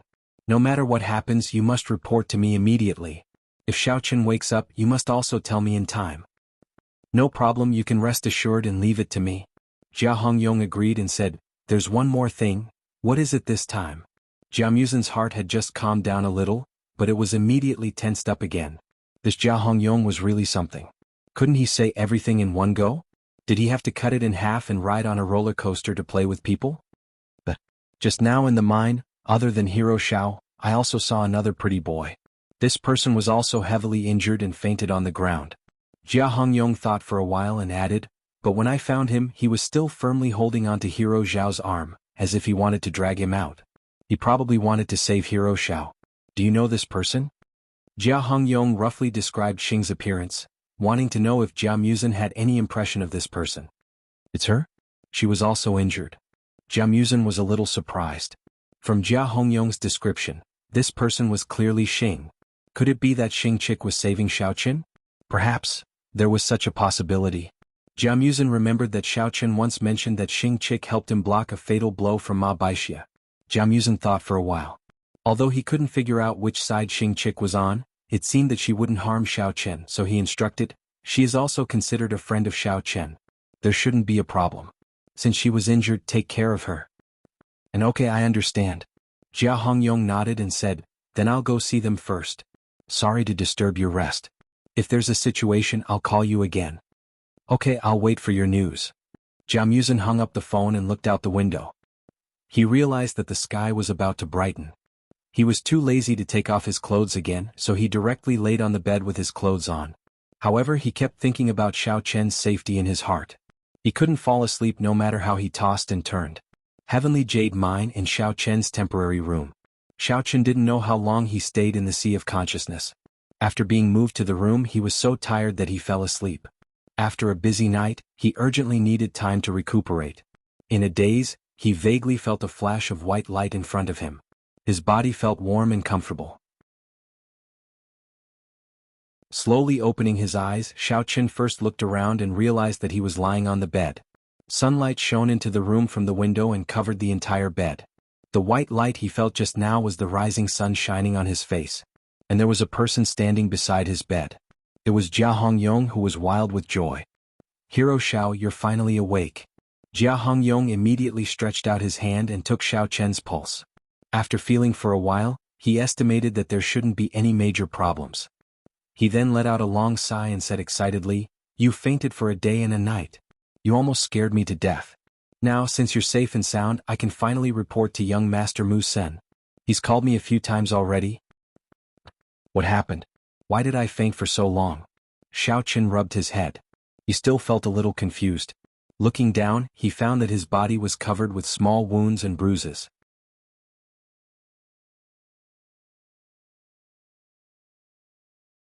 Chapter 1066.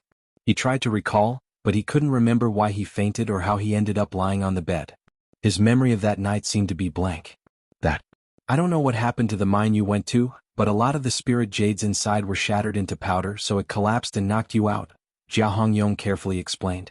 Oh, I seem to remember something, but the memory is a bit blurry. Xiao Qin touched his head and discovered that it was wrapped in several layers of gauze. He had probably suffered a concussion, which affected his short-term memory. Hero Xiao, are you all right? Do you want me to arrange for a professional medical staff to come and check on your condition? Jia Hongyong asked worriedly as he looked at Xiao Qian's slightly dazed expression. I'm fine, I just slept for too long so I can't wake up for a while. Xiao Qin shook his head. He suddenly thought of something and asked, how is the collapsed mine? Can it be handled? Oh, the old patriarch has already sent technicians over to investigate the cause. But don't worry, they haven't found anything yet. Jia Hongyong replied with a smile. In fact, Jia Hongyong was very clear that this matter was definitely related to Xiao Qin. But he was a smart person, so he naturally knew who he should cover for at this time. So, he casually played dumb and fooled the technicians. He reckoned that those people were still thinking hard about why the spirit jades had shattered. Thank you. My memory is still a bit blurry, so I can't provide any more help. Xiao Qin looked at Jia Hongyong with appreciation. He thought to himself that this kid was worth teaching. This guy really knew how to adapt to the situation. He was a talent. It's fine. You should rest for a while more. Jia Hongyong quickly waved his hand, then smiled and said, I'll go report to young Master Musun that I'm safe. He has been worried for a day and a night. There's water and food on the table in the room. If you have any other needs, feel free to let me know. After saying that, Jia Hongyong took out his phone and nodded to apologize to Xiao Qin. Then he went out to call Jia Musun. Before leaving, he didn't forget to quietly close the door. Xiao Qin took a deep breath and closed his eyes. He first tried to circulate his mental cultivation method, but he suddenly made a shocking discovery. Under the circulation of the mental cultivation method, Xiao Qin discovered that the injuries on his body were rapidly healing. Furthermore, the originally blurry part of his brain was gradually becoming clearer, and fragments of memories were constantly emerging. From the moment he was stopped from entering the mining area to the moment he went into the mining cave to cultivate, he sucked up all the spirit jades and turned them into powder, causing the mining cave to collapse. After that, Xing Xiaolu, who was also injured, wanted to save him and dragged him out.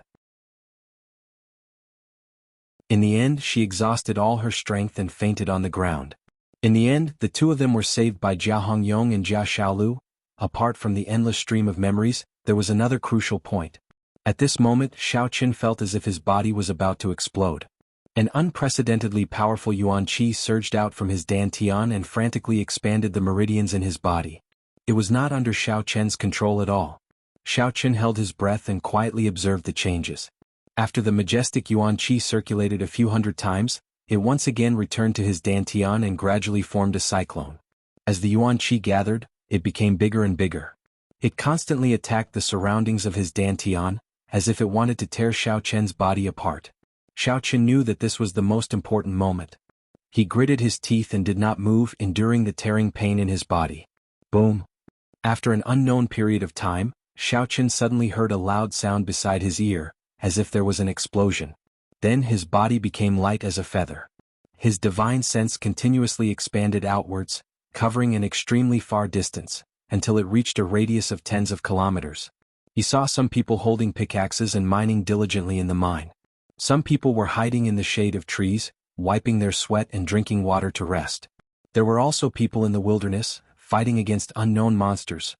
Only when it reached the furthest distance did Xiao Qian's divine sense slowly retract and gradually fade away. At this time, Xiao Qin also realized that he had successfully broken through to the first level of the original infant stage. What made Xiao Qin the happiest was that, in addition to the Elder Heaven ancestor waking up from his dormant period, and Little Demon and the Flame of the Underworld had also woken up. Elder Heaven ancestor, what's going on? Previously, I absorbed so many spiritual jades, but I didn't break through and even caused a collapse. Why did I break through now that I'm covered in wounds? Xiao Qin retracted his divine sense and asked in his mind in puzzlement. Isn't that simple? At that time, you just absorbed all the spiritual energy into your body and stored it. Before you had time to refine it, the mind collapsed. The voice of the Elder Heaven ancestor came slowly. Now that you've woken up and used the mental cultivation method to refine the spiritual energy into primordial qi, nourishing your meridians and healing your injuries, the converted primordial qi is so huge, of course you'll break through. So that's how it is. Xiao Qin nodded and asked in confusion. But I remember that when the mind collapsed, I was in the form of a primordial spirit. I have memories of what happened in the mine.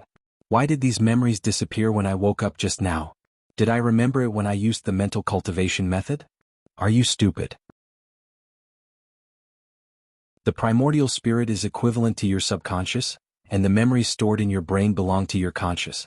At that time, you were hit in the head by the spiritual stone, and your brain was seriously injured, so your memory was naturally damaged. When you use primordial chi to heal the damage to your brain, won't your memory automatically come back? The Elder Heaven Ancestor explained.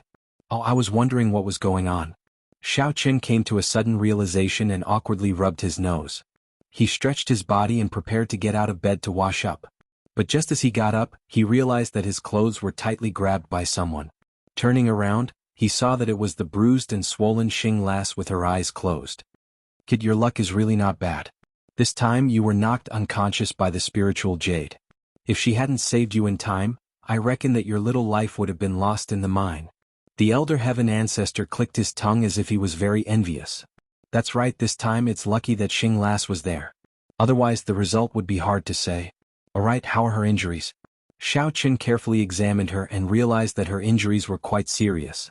It was probably because she was trying to drag him out that she didn't have time to heal her injuries.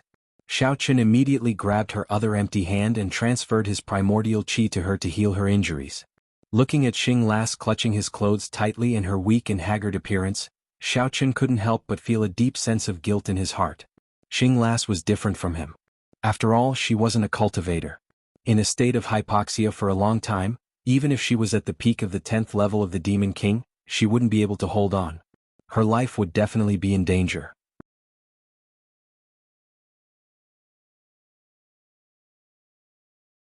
Chapter 1067. Oxygen was the source of life. The most heaven-defying aspect of a cultivator was that they could convert the energy of the spirit jade into yuan qi.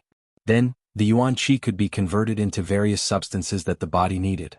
There was no need for a constant supply of oxygen. However, cultivators did not have this ability. Looking at the pitiful state that Xing was in, Xiao Qin would be lying if he said he was not touched. Regardless of who this girl worked for or why she was spying on him, she was still very loyal to her friends at crucial times.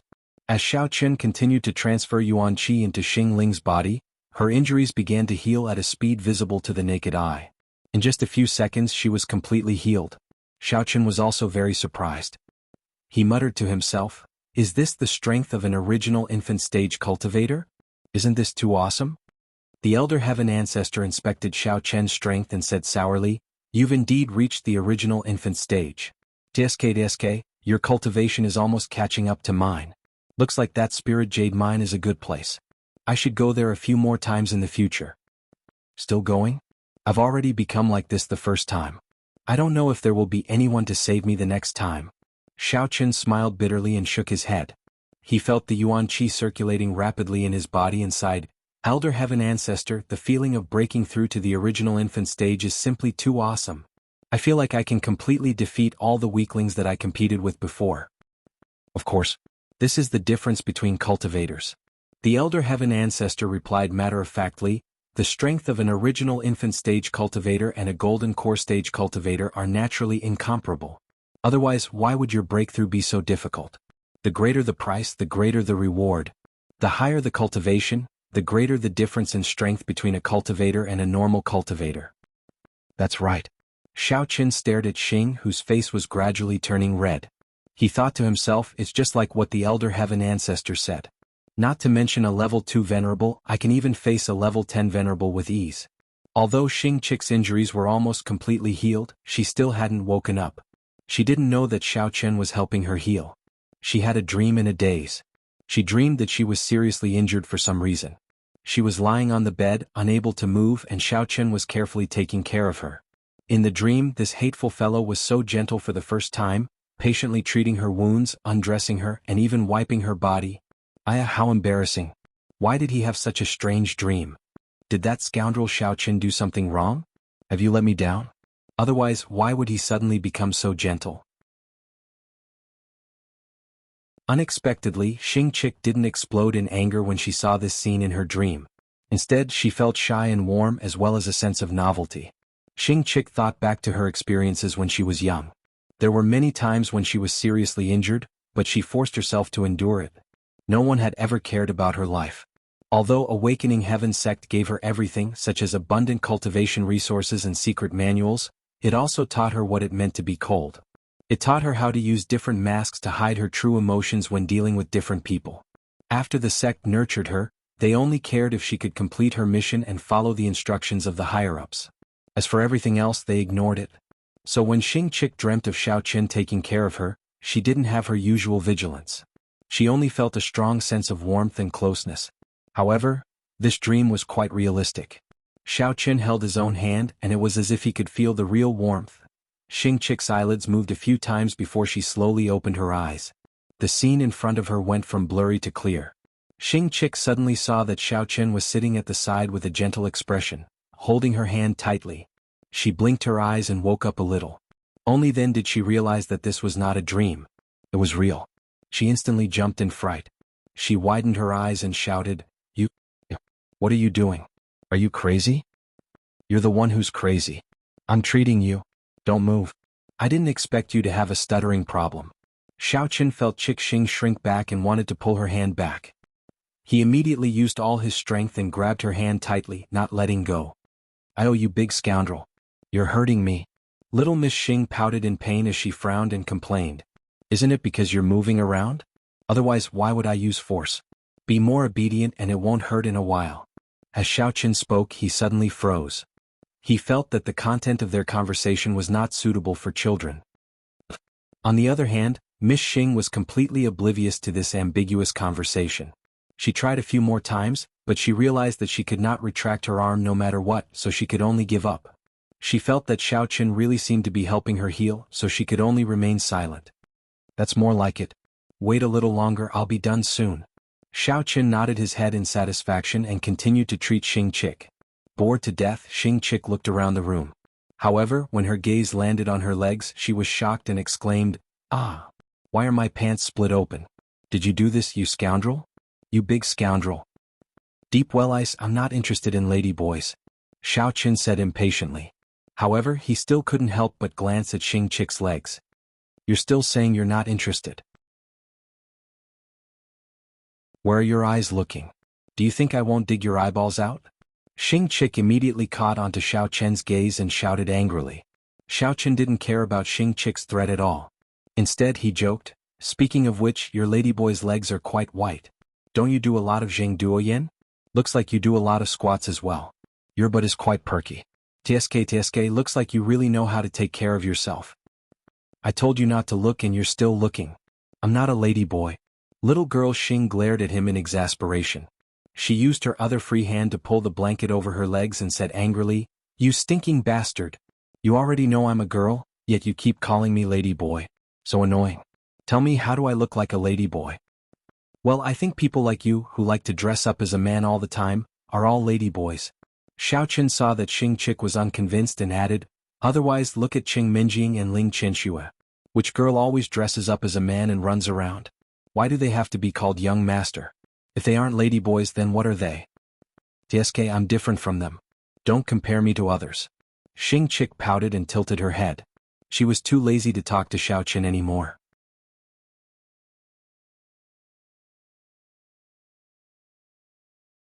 Chapter 1068. That's why you're a transvestite. Xiao Qin smiled as he shook his head and continued to treat Miss Xing's injuries. Not long after, Miss Xing felt Xiao Qin let go of her hand. She turned her head in surprise and asked, "Didn't you say you were going to treat me? Why did you run away after such a short time? Are you unable to do it?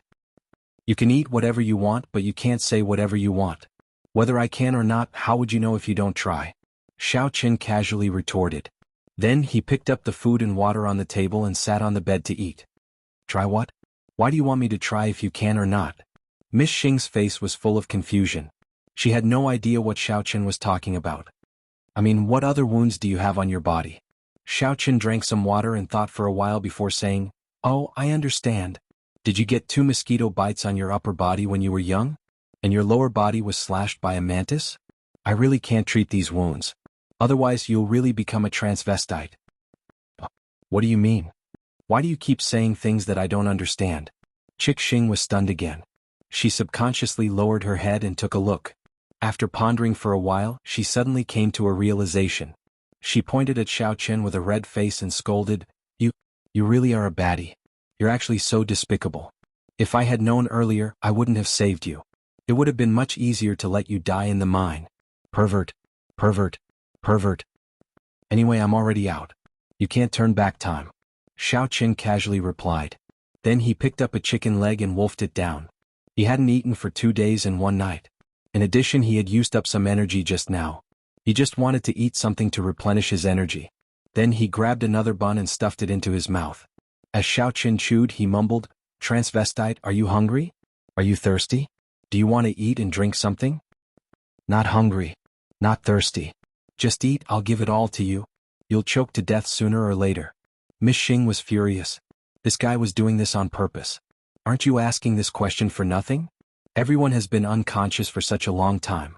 Are you the only one who's hungry? Good intentions were not rewarded well. Oh, okay, then I'll eat them all. This bun is really fragrant. The roast chicken is also not bad. Give me a like. Xiao Chen immediately agreed. He let go of his stomach and ate with big mouthfuls. He even purposely made baji sounds. From time to time, he would look at Miss Xing and praise her delicious food. He had a look of enjoyment on his face. Lady Xing was about to explode from anger. However, when she heard Xiao Chen's alluring voice, her stomach failed to live up to her expectations and started to rumble. However, she had already said that she wouldn't do anything, so she was too embarrassed to take more food. She could only sit on the bed silently and endure it. She wished that she could plug her ears with earplugs and curse Xiao Chen several times in her heart. It's so delicious. To think that a small place like Jianghu could actually make such delicious food. Not bad, not bad. Looks like I'll have to come here a few more times in the future. Xiao Chen let out a long burp. He even turned his head and licked his fingers at Lady Xing with a dirty expression on his face. Dong dong dong. Just as Lady Xing was about to explode, a series of knocks suddenly came from the door. Xiao Chen put down the plate and kettle and ran over to open the door. He discovered Jia Hongyong standing there with 2 sets of clothes and 2 pairs of new shoes. Hero Xiao, you're already fine? Jia Hongyong looked at the radiant Xiao Chen and was very surprised. Before he went out, Xiao Chen was still covered in injuries and looked miserable. It hadn't been long, but he had already recovered? And I'm fine. Thank you for your care. When I go back, I'll definitely put in a good word for you to Jia Muzin, Xiao Chen replied with a smile. You're too polite.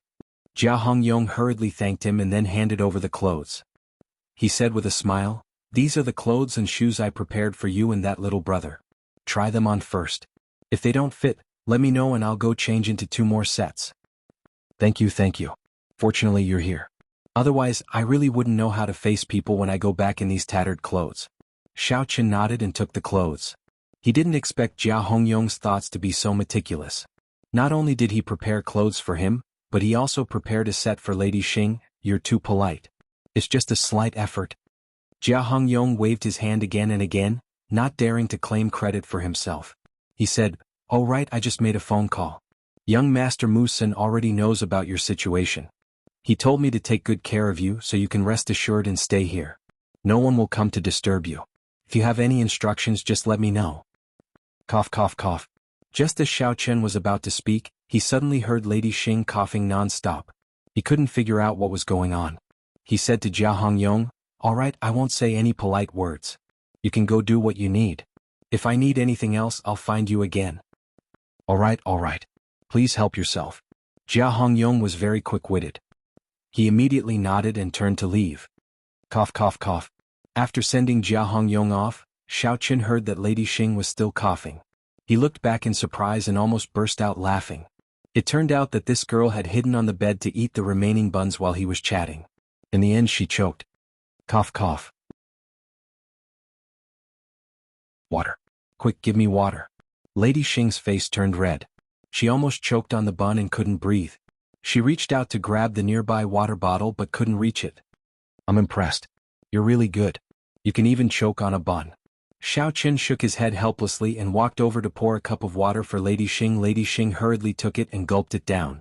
Finally, the food that was stuck in her throat was delivered to her stomach. At least you still have some conscience. You know to leave me something to eat. Lady Xing put down the cup of water and let out a long sigh. She couldn't be bothered with Xiao Chen's mockery anymore.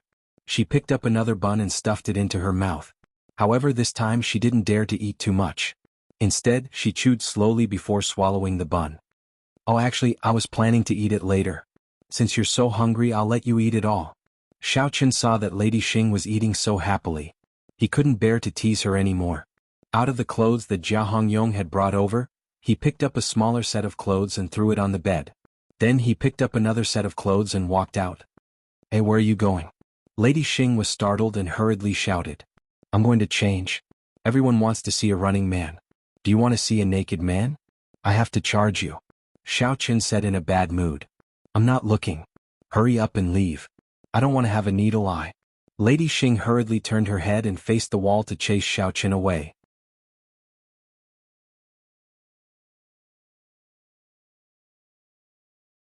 Chapter 1069. Xiao Qin stopped at the door and said, Change your clothes after you finish eating. I might stay here for a few more days. Whether you want to stay or leave, it's up to you. After he finished speaking, he left the room without looking back. Little girl Xing turned around and looked at Xiao Qian's departing figure. Her heart was very conflicted. She wanted to complete the task that elder son had given her, but she didn't want to stay with Xiao Qian. After experiencing the dangerous mining accident, she felt that she had developed a strange feeling for Xiao Qian, but she couldn't explain it. This feeling made her uncontrollably flustered. She wanted to see Xiao Qian, but she also wanted to stay far away from him. It was a very contradictory feeling. However, Xiao Qian didn't think as much as little girl Xing. He had his own reasons for staying. One reason was to consolidate his cultivation, and the other reason was to see if there was an opportunity for him to break through again. After all, this kind of opportunity was very rare. He also wanted to see if he could increase his cultivation a bit, so that he wouldn't have to rely on the elder heaven ancestor to help him in the future. Ever since Jianghu found out about the mine, he was muddle-headed the entire day. From time to time he would call Jia Hongyong, but all he received was the news that Xiao Qian was still unconscious. He didn't dare tell Qing Menjing and the others, so he didn't sleep well at night. It wasn't until early the next morning that he received a call from Jia Hongyong and found out that Xiao Qian had woken up, that the stone in his heart was finally put down. With great difficulty he lay on his bed and took a nap for a while. Then a servant knocked on the door and said that the family head, Jia Jinyan, wanted him to immediately go to the study. There was an important matter that needed to be discussed. Jianghu listened to the message in a half-awake and half-dazed state. His eyes suddenly widened. Could it be that the matter of Xiao Qian going to the heavenly jade mine had been discovered? Greatly alarmed, his sleepiness immediately flew to the horizon. He immediately got up and washed up. He didn't care about eating breakfast and quickly ran to Jia Jinyan's study. Musan, what happened? Did you not sleep well last night? Why are the dark circles under your eyes so serious? Jia Jinyan frowned and asked indifferently when he saw Jianghu running in with a flustered expression and two panda eyes. Oh. Everyone was too enthusiastic at the banquet the day before yesterday, so I accidentally drank too much. Plus, I just won the competition, so I'm quite excited, so I haven't been sleeping well for the past 2 days. Jianghu sneaked a glance at Jia Jinyan and discovered that he didn't seem to be angry. Instead, he seemed to be in a good mood. It seemed that Xiao Qian hadn't been exposed and had just casually made up an excuse. Oh, I see. Jia Jinyan smiled faintly, not feeling offended. It's nothing. You've worked so hard for such a long time, and you even had such an outstanding performance in the clan's tournament. It's normal for you to take a break. Jianghu secretly heaved a sigh of relief and didn't dare to be negligent. He quickly bowed respectfully and asked, I wonder what Grandpa wants me to do by calling me over so early in the morning? Jia Jinyan waved his hand at Jianghu and said with a smile, Come. Sit here and let's have a good talk. Since you've already become the successor of the clan head, I wonder if you have any unique views on the future development of the Jia clan? I don't have any experience in this area before. Jianghu sat down. Only now did he realize that his grandfather was looking for him to discuss the Jia clan's problems. He modestly waved his hand and said, Please give me some pointers, Grandpa. Perhaps I can follow by your side and learn for a period of time. Otherwise, I'll be in the dark and won't be able to say anything. Jia Jinyan also knew that he was being a bit difficult. Jianghu's parents had passed away when he was young, so he definitely wasn't as familiar with the affairs of the Jia clan as Jia Huiyan and the others. Thus he gently explained, Our Jia clan is one of the 3 major clans of the inner martial arts circle. We mainly produce spiritual jades and provide them to the other sects and clans of the inner martial arts circle in exchange for corresponding resources as a means of survival. Having said that, Jia Jinyan got up and opened the cabinet behind him. He took out a thick stack of information and placed it in front of Jia Muzin. Jia Muzin lowered his head and gave it a cursory glance. The content of the information was related to spiritual jades. There were also some transaction contracts, but they seemed to be from a few years ago. Jia Jinyan pointed at the cover of the stack of information and said indifferently, "This information is the report of the amount of spiritual jades produced by the Jia clan over the years, as well as the transaction contracts with various major sects and clans. There are also some risk assessments. You can take it back and look at it first, then make your own conclusions." "Okay, Grandpa. After I finish looking at this information, I will submit a complete report to you." Looking at the mountain of information, Jia Muzin felt somewhat fortunate. Fortunately, he had stayed in Lan City University for a period of time and learned some theoretical knowledge. Otherwise, he would really be at a loss when looking at so much content. "No hurry, take it back and slowly look at it. If you have any questions, you can ask me. First, understand this information thoroughly." Jia Jinyan nodded and said with a smile, "Dong dong dong." Jia Muzin was just about to say something when a series of hurried footsteps came from afar. Very quickly they arrived in front of the door. Then someone politely knocked on the door a few times. "Who is it?" Jia Jinyan asked loudly. "Grandpa, I am Jia Huoyan. May I ask if you have time now? I would like to discuss something with you." Jia Huoyan respectfully replied from outside the door. "Huoyan, come in." Jia Jinyan was a little surprised. He didn't know why Jia Huoyan was looking for him. This kid had always been someone who wouldn't wake up without benefits. He rarely took the initiative to discuss things with Jia Jinyan. Basically, he acted alone, acting first and reporting later. What was going on today? Did the sun rise from the west? Jia Huoyan pushed the door open and saw Jia Huoyan in a suit and leather shoes. He stood at the door and adjusted his collar, smoothed his hair and made himself look like a dog. Only then did he step into the study room. "Jia Muzin? What are you doing here?" After walking a few steps, Jia Huoyan was able to clearly see the situation in the room. He was immediately stunned. He originally wanted to look for Jia Jinyan alone to discuss, but when he entered the room he saw Jia Muzin sitting in front of the desk. His expression couldn't help but become a little embarrassed as he blurted out, "Grandpa asked me to come here. Can't I be here?"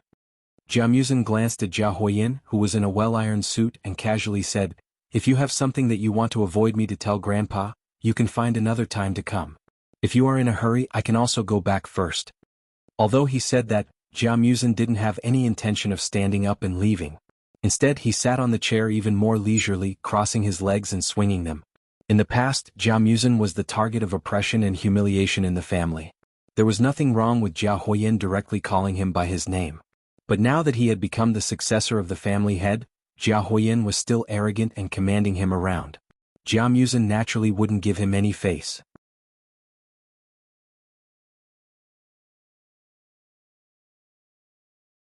Chapter 1070.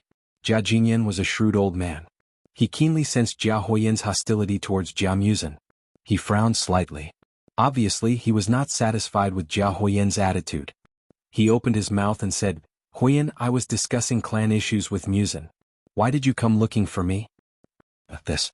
Jia Huoyan looked left and right. He stammered and couldn't say anything. The matter he wanted to talk about this time was related to Jia Muzin. However, he didn't know what to say in the presence of the person in question. Even if he was stupid and impulsive, he could still hear Jia Jinyan's defense of Jia Muzin. He finally reacted. This guy in front of him was the future patriarch of the Jia clan. He was no longer a nobody that he could chase away. "It seems that the matter you want to talk about is not very important. Forget it, I also have something to talk to you about." Jia Jinyan didn't give Jia Huoyan too much time to think. He pointed to another chair in front of him and signaled for Jia Huoyan to sit down. "May I ask why Grandpa is looking for me?" Jia Huoyan was sweating profusely. He carefully placed half of his butt on the chair and asked in fear and trepidation. Jia Jinyan rummaged for a while and took out another set of documents. He pointed at the cover and said, "Since you are going to be an elder in the future, you should familiarize yourself with these documents. After reading the documents, write a plan for the future development of the Jia clan. There will be a clan meeting in 3 days. At that time, give me the plan." "What? Plan? A plan?" Jia Huoyan's mouth was wide open. He had a sluggish look on his face. Other than eating, drinking, and playing, he only knew how to cause trouble for the Jia clan. His father, Jia Yubian, had to help him deal with the aftermath. How could such a brain-burning thing like a plan be written in such a short time? What's wrong? Is there any difficulty? Jia Jinyan looked at Jia Huoyin with a solemn expression and asked with concern. However, in his heart he was extremely disappointed. Fortunately, the position of the clan head had been passed on to Jia Muzin. Otherwise, if it fell into the hands of Jia Huoyin, it would not take long for the Jia clan to fall into his hands. Looking at how ignorant and incompetent Jia clan was and how he didn't even know how to write a proposal, it would not be long before the Jia clan fell into his hands. No problem. How could Jia Huoyin dare to say there was any difficulty? He could only bite the bullet and agree. He frowned as he looked at the stack of documents in front of him. He felt like his head was about to explode. How was he supposed to start with so many documents? That's good. Later, I will send someone to inform Jia Tuyao and Jia Renzhong, and ask them to make a plan as well. This will be the test for you four before you take office. Jia Jinyan's gaze moved back and forth between Jia Muzin and Jia Huoyin. I also want to see if you youngsters can help the Jia clan make some changes and inject fresh blood into the Jia clan. Jia Muzin smiled faintly and said, "Don't worry, Grandpa. I'll definitely study the information diligently and do my best to hand in a satisfactory answer sheet." Me too. Jia Huoyin hurriedly agreed. However, he secretly rolled his eyes at Jia Muzin. "You stinking brat, can you stop talking big here? If you can't complete the plan, let's see how you're going to clean up this mess." "I won't, but I have my father." Jia Jinyan nodded in satisfaction and said, "All right, you guys go back and look at the information first. If there's nothing else, don't waste my time." "Okay, Grandpa. I'll take my leave first." Jia Muzin stood up and saluted. He faintly glanced at the absent-minded Jia Huoyin, picked up the information that belonged to him, turned around and left the study. "Grandpa, I'll also take my leave." Although Jia Huoyin looked reluctant, he had no other choice but to obey. Watching the two of them leave, Jia Jinyan slightly sighed, then ordered a servant to fetch Jia Tuyao and Jia Renzhong. After that, he picked up the teacup on the table, took a sip, and fell into deep thought. Jia Huoyin returned to his room, took out the information, and tried to look at it for a while. In less than 5 minutes, he felt dizzy and couldn't even tell north from south. After persisting for a while, Jia Huoyin decisively threw the information on the table and gave up after turning a few pages. When Jia Yubian heard the commotion, he walked out of the room and saw Jia Huoyin sitting there sulking. There was a messy pile of files on the table. He asked in surprise, "Huoyin, what are you smashing? Where did the information on the table come from?" "Alas, don't mention it." Jia Huoyin dejectedly complained, "I saw that Xiao Chen was not in the family for the past 2 days, so I planned to go to Grandpa's place to talk about the marriage proposal with Tang Xuanjiao. I didn't expect that when I walked into the study, Jia Muzin was also there. In the end, not only did the marriage proposal fail, Grandpa also gave me this pile of information." "What information? What's it for?" Jia Yubian frowned and walked over. "It's some information about the family business. Grandpa told me to finish reading these things, then write a plan about the family's development, and give it to him during the family meeting in 3 days. Jia Huoyin gloomily sat on the chair and explained.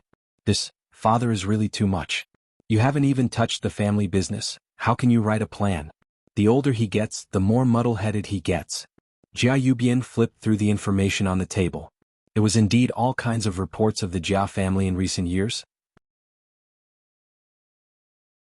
Some of the contracts looked quite familiar, and it just so happened that he had personally signed the contracts with other sections. "That's right. I just looked through a few pages.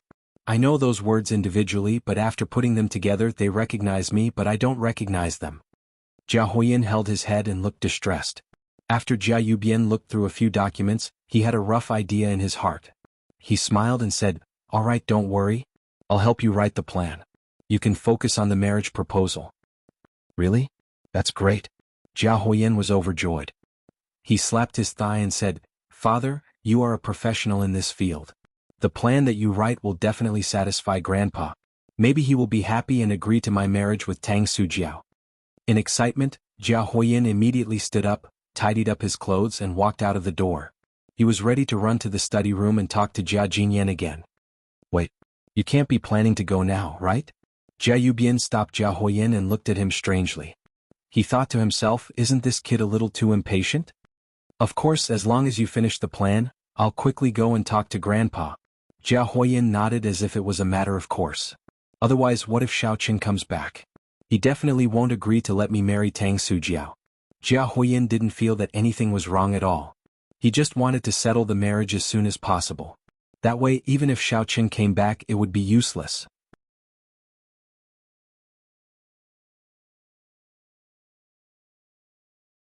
Chapter 1071. Silly boy. Even if I can write out the plan immediately, you can't go today. Aren't you rushing to make your grandfather suspect you? I really don't know what you're thinking. Jia Yubian glanced at Jia Huiyin and said unhappily. In his heart, he was beginning to doubt whether Jia Huiyin was his biological son. How could he not even think of this point? So stupid. That's right, I really didn't think of this point. Jia Huiyin stopped walking. His originally excited expression turned into one of deep worry. I'm just afraid that if this matter is dragged on for too long, it might lead to more problems. Problems my ass. Can't you wait until the family meeting to bring it up? And at that time you can still. Jia Yubian smiled mysteriously and said the plan in this manner. The smooth process had obviously been carefully thought out. Too awesome. Why didn't I think of it? Jia Huiyin listened without blinking. He first sighed in admiration, then thought for a moment and asked hesitantly, but, will there be any risks? After all, Jia Muzin is now the successor of the family. So what? Jia Yubian had an indifferent look on his face. He didn't take Jia Muzin seriously at all. Although this plan does have some loopholes, our Jia clan is a large clan. You have to remember, in large clans, we believe that the winner is the king and the loser is the thief. In many cases, as long as there is a good reason to suppress the other party to death, it will be fine. When the time comes, the person will be dead and your grandfather will definitely not investigate further. Have you forgotten how Jia Muzin's parents died? That's right. This idea of yours is too wonderful. Jia Huiyin listened and nodded his head. He could not wait to go up and kiss Jia Yubian. He fell into endless fantasies. At that time, not only will Tang Xuanjiao have to obediently marry me, but Jia Muzin will also definitely not have the face to face his benefactor, Xiaoqin. Under the unbearable shame, he will commit suicide. This way we can kill two birds with one stone. It is simply too perfect. You really are my biological father. This intelligence, this strength, they're all top-notch. Nonsense. Of course I'm your biological father. Otherwise, why would I be so considerate of you? Jia Yubian didn't know whether to be angry or to laugh. He waved his hand and dismissed Jia Huiyin. All right, stop flattering me. Hurry up and make the arrangements. I'm going to write the proposal. Don't bother me if there's nothing important. All right, I'll arrange it right away. In a while, I will ask the servants to stew a ginseng soup for you to nourish your brain. Jia Huiyin immediately agreed. With a wicked smile, he ran out. Jia Yubian shook his head and ignored him. He sat down and lit a cigarette. He took a few pieces of white paper and a pen. After thinking carefully for a while, he started writing on the paper. 3 days later, in the conference room of the Jia clan. Early in the morning, Jia Jinyan called everyone over and held a family meeting. During the meeting, he officially announced that Jia Muzin would take over the position of the young patriarch and become the rightful successor. In the meeting, Jia Huiyin, Jia Tuyao, and Jia Renzhong also became the successors of the three new elders. Jia Yubian and Jia Yuto gradually stepped back, and from now on, their main task was to assist the three new elders in their daily work. After Jia Jinyan finished his announcement, he asked everyone in the clan to express their views and opinions. In fact, many people were secretly dissatisfied with Jia Muzin. After all, he didn't have any background or qualifications. He had never deliberately curried favor with the members of the clan. Therefore, everyone had doubts about him becoming the patriarch. However, in the current situation, they had no choice but to say a few good words against their conscience. They gave Jia Muzin verbal support and encouragement. After all, Jia Jinyan was watching from the side with shining eyes. Alright, since everyone has finished speaking, then Jia Muzin, Jia Huiyin, Jia Tuyao, and Jia Renzhong, hand over the proposal that I asked you to do a few days ago. Let me see if you have any special suggestions. Jia Jinyan knocked on the table, glanced at everyone, and said indifferently, Grandpa, this is my proposal. Please have a look. Jia Huiyin was the most enthusiastic one. Before Jia Jinyan finished speaking, he took out his proposal and handed it to Jia Jinyan. When he walked back, he proudly glanced at Jia Muzin as if he was showing off. Jia Tuyao also quickly took out his proposal and respectfully handed it to Jia Jinyan. With a sincere face he said, "Grandpa, this is mine. Because I was in a hurry, my handwriting is a bit sloppy. I hope you can forgive me." The two of them did not deliberately conceal the proposal they had submitted. Everyone present saw the 3 or 4 pieces of paper that were densely filled with words. They secretly marveled at the two of them who usually did not show off their strength. No one expected them to have such extraordinary strength the moment they made a move. Jianghu and Jia Renzhong glanced at each other. They looked a bit hesitant. They only had 2 pieces of proposal, and they only had a few dozens of suggestions. They couldn't compare with Jia Huiyin and Jia Renzhong's voluminous proposal. However, since Jia Jinyan was waiting for them, they had no choice but to brace themselves and hand over their proposals. Jia Jinyan didn't care about it. He first took Jia Huiyin's proposal and flipped through it. However, after reading a few lines, his originally relaxed expression became a bit strange. His eyebrows were tightly knitted, and the expression on his face was uncertain. "Huiyin, did you write this proposal yourself?" Jia Jinyan didn't make things difficult for Jia Huiyin immediately. Instead, he patiently read all the contents of Jia Huiyin's proposal. Then he casually put it aside, raised his head, and asked with an expressionless face, "Of course. You only gave me 3 days. In order to write this proposal, I didn't even sleep enough. It took me a lot of effort to write it." Jia Huiyin nodded without hesitation and said shamelessly. However, Jia Yubian, who was sitting at the side, had a slight change in expression. He was worried for his son. He guessed that Jia Jinyan must have noticed something wrong. Otherwise, he wouldn't have asked such a question. "Oh, then let me ask you about what you wrote in the proposal." Jia Jinyan didn't directly expose him. Instead, he casually asked a few questions. Basically, they were all written in Jia Huiyin's proposal. Although Jia Jinyan could guess that this proposal was definitely written by Jia Yubian, he wasn't too obsessed with it. This was because he also knew what kind of conduct Jia Huiyin had in the family. The possibility of this kid writing a complete proposal in 3 days was too small. Jia Jinyan, on the other hand, believed that as long as Jia Huiyin could seriously read this proposal a few times, he should be able to learn a lot of things. It would also be helpful for him to serve as an elder in the future. Therefore, he brought up the problems in the proposal. He wanted to test whether Jia Huiyin understood the contents of the proposal. "Grandpa, which part are you talking about? Please wait a moment. I wrote too much.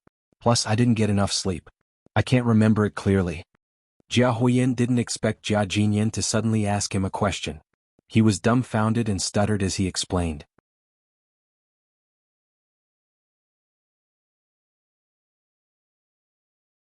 Chapter 1072. In the past 3 days, Jia Huiyin had been thinking about how to trick people perfectly in the family meeting, so he hadn't even touched that plan. Now, in a hurry, he subconsciously reached out his hand, trying to take another look at the plan. "No need, go back and write another one. This one is invalid."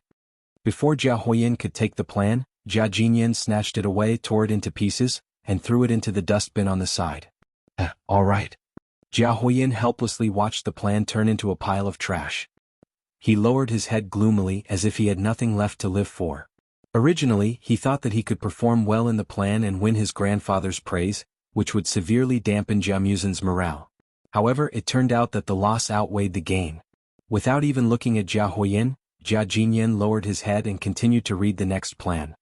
"Grandpa, I suddenly remembered that my plan is also not good enough.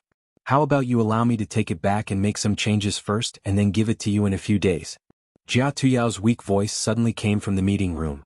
Seeing Jia Jinyan flipping through his own plan, Jia Tuyao was so scared that cold sweat flowed down his back. What happened to Jia Huiyin just now was still vivid in his mind. Jia Huiyin's plan was also not written by him, but written by Jia Yuto. Although Jia Tuyao had taken a few glances at the plan, based on the professional level of his grandfather's questions, he had no confidence that he could answer them at all. Jia Jinyan coldly stared at Jia Tuyao for a while, until the meeting room fell into silence. The strong pressure made Jia Tuyao's legs soften, and he almost knelt down. Jia Jinyan picked up his plan, tore it into pieces and said with a sullen face, "I'll give you 3 more days. If you can't finish it by then, your father will continue to be responsible for your elder positions. When you two have learned to think and plan for the family, you can take the position again." "All right." Jia Tuyao trembled under Jia Jinyan's stare. His face turned pale and he dared not to say anything. Jia Jinyan's aura was too strong, and he couldn't even think of resisting. Then Jia Jinyan picked up the other two plans, which were obviously written by himself, and patiently read them. After reading for a while, Jia Jinyan felt that although the content written by Jia Muzhen and Jia Renzhong was still a little immature, especially when it came to considering the overall situation, it was still not bad overall. There were also a few shining points. It was just that they lacked practice and experience in some of the projects. Alright, Muzhen, Renzhong, I won't ask you questions about these two plans. I can see that you wrote them yourself, which is commendable. Putting down the proposal in his hand, Jia Jinyan patiently instructed. You have to spend more time reading up in the future, especially the past transactions and plans of the family. If there's anything you don't understand, you can ask me directly. Yes, we will follow your instructions. Jia Muzhen and Jia Renzhong secretly heaved a sigh of relief and replied in unison. Jia Jinyan Jia Yut. Jia Jia Jia Jia Jia Jia Jia Jia Jia Jia Jia Jia Jia and stood. You, Jia Jia Jia Jia, comma? Oh? Jia Jinyan, who was about to walk out, stopped in surprise. He glanced at the usually silent Jia Qinu, and then looked at the restless Jia Huoyan. He had a rough idea in his heart and lightly said, What's the matter? Speak. Jia Qinu took a deep breath, saluted and said, Grandpa, as the patriarch, shouldn't I be selfless and guarantee the interests of everyone in the family? Not only can I not bully the people in the family, but I also have to lead everyone to unite against external enemies? Correct. Jia Jinyan nodded. Although he couldn't figure out what Jia Qinu was trying to do by saying this, he remembered that the family already had a young patriarch, Jia Muzhen. He turned his head and asked, Muzhen, as the young patriarch, what do you think? Grandfather, I also think that what Jia Quan'el said is correct. If the patriarch is unable to bring benefits to the clan and is unable to protect his own clansmen, then this patriarch is definitely not competent enough. Jia Muzhen stood up and declared with a solemn expression. He could guess that Jia Qinu definitely didn't have any good intentions for jumping out at this time. But since his grandpa threw these words at him, he couldn't pretend that he didn't hear it. He could only choose to adapt to the situation. Muzhen, since you said so, then I have a question to ask you. Jia Huoyan finally moved. He stood up and said with an innocent face. What question? I'll answer as much as I can. Jia Muzhen secretly thought that the main topic had finally come. He didn't know what kind of trick Jia Huoyan would play this time. Jia Huoyan sighed heavily. He looked straight into Jia Muzhen's eyes and said, As the new young patriarch, is it convenient for you to explain why my legitimate fiancée, Tang Xuanjiao, is actually staying in your room? Tell me, do you have any shameful relationship with her? What? Don't talk nonsense. I Hetien. Tang Xuanjiao is innocent. She is Xiao Chen's girlfriend. Jia Muzhen was startled. He didn't know whether to laugh or cry as he explained. This Jia Huoyan was really too much. If he wanted to suppress me, he should at least clarify the matter first. Xiao Chen's girlfriend? Then I find it strange. No matter what, he is the external help you invited. You aren't planning to sacrifice the interests of your family members to curry favor with an outsider, right? Jia Huoyan's tone gradually became sharp. This is an act of betraying the family. The originally quiet conference hall gradually became filled with whispers. Many people were usually busy with their own affairs and didn't know the specific situation of this matter. At this time, they were whispering to each other and casting surprised gazes at Jia Muzhen. Jia Muzhen faintly felt that something was wrong. Just as he was about to open his mouth to refute, Jia Huoyan didn't give him the opportunity.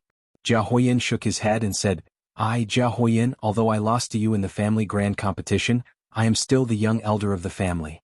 How can I receive this kind of treatment? What if it was an ordinary Jia family member? Wouldn't it be even more impossible to reason with them and could only let you bully them? The originally whispering voices suddenly became louder. Some of the family members who didn't know the truth were moved by Jia Huoyan's words and looked at Jia Muzhen with dissatisfaction. You even dare to bully the elder of the family? Then wouldn't we all be trampled underfoot? This young patriarch was too unreliable. He had just taken office, yet he was already so arrogant and despotic. These are two different matters. Don't confuse them. Before I returned to the family, Tang Xuanjiao was already Xiao Chen's girlfriend. You are clearly twisting words and forcing logic. Jia Muzhen's complexion changed as he immediately refuted.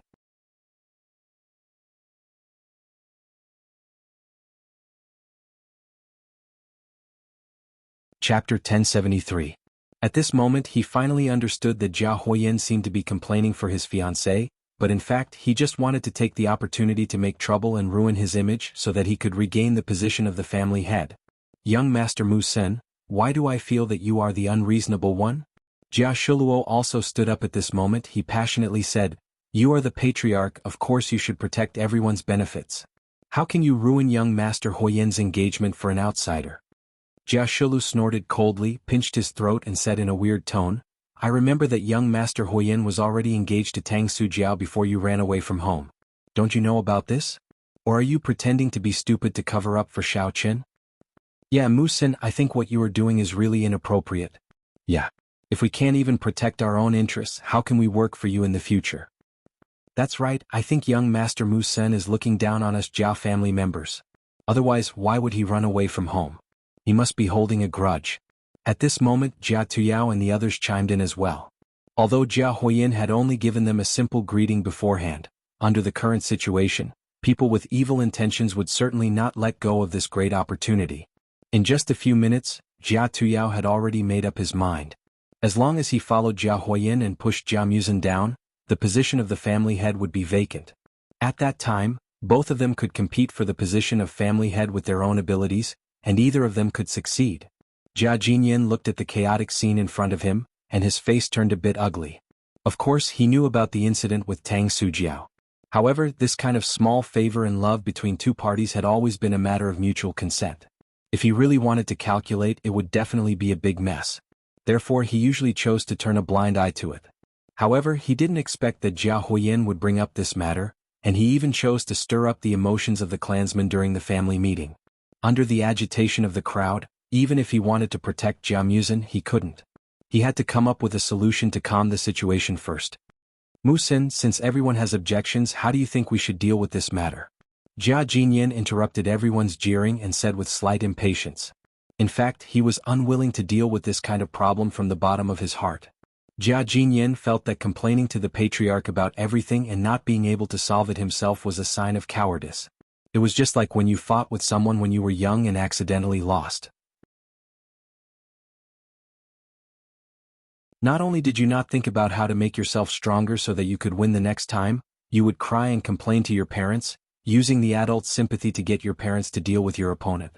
Seeing your opponent being defeated, you would feel proud and elated, but in the end you would not make any progress.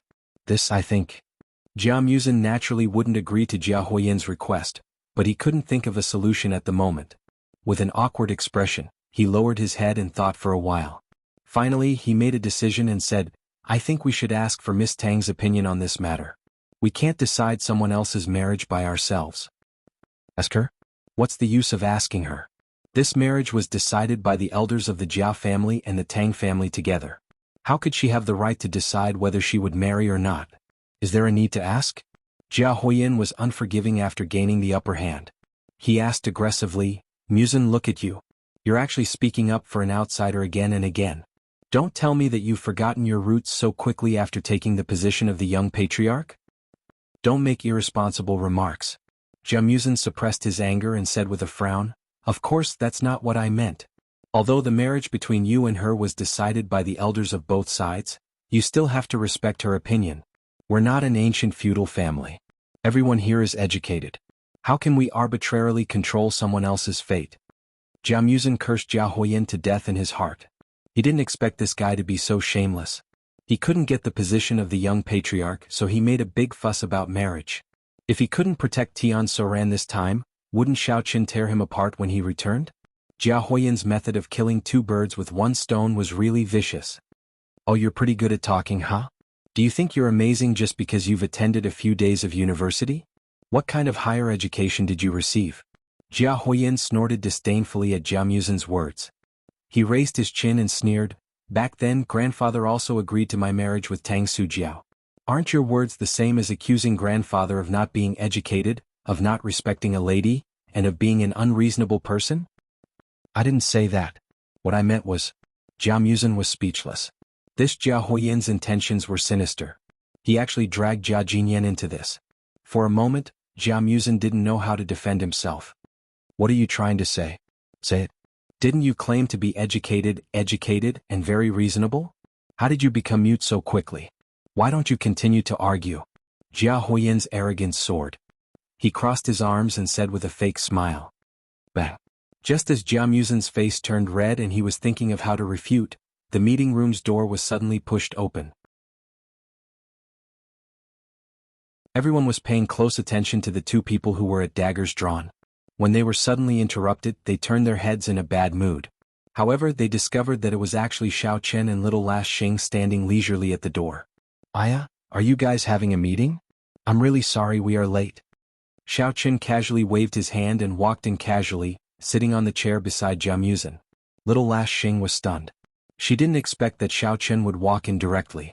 After hesitating for a while, she followed him into the meeting room and found a seat not far behind Xiao Chen. Everyone from the Jia clan was either sitting or standing.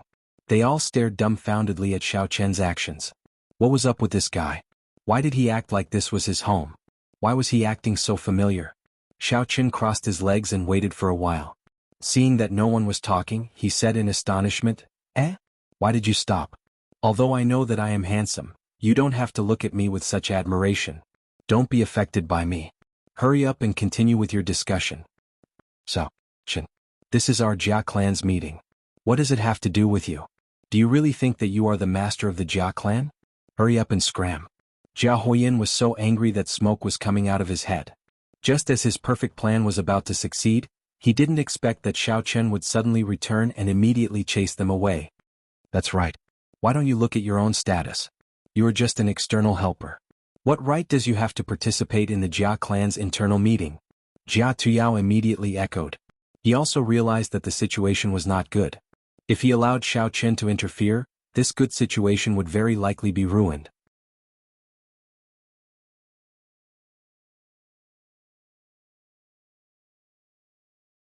Chapter 1074. Tiske, you two are indeed good friends who pick up each other's soap.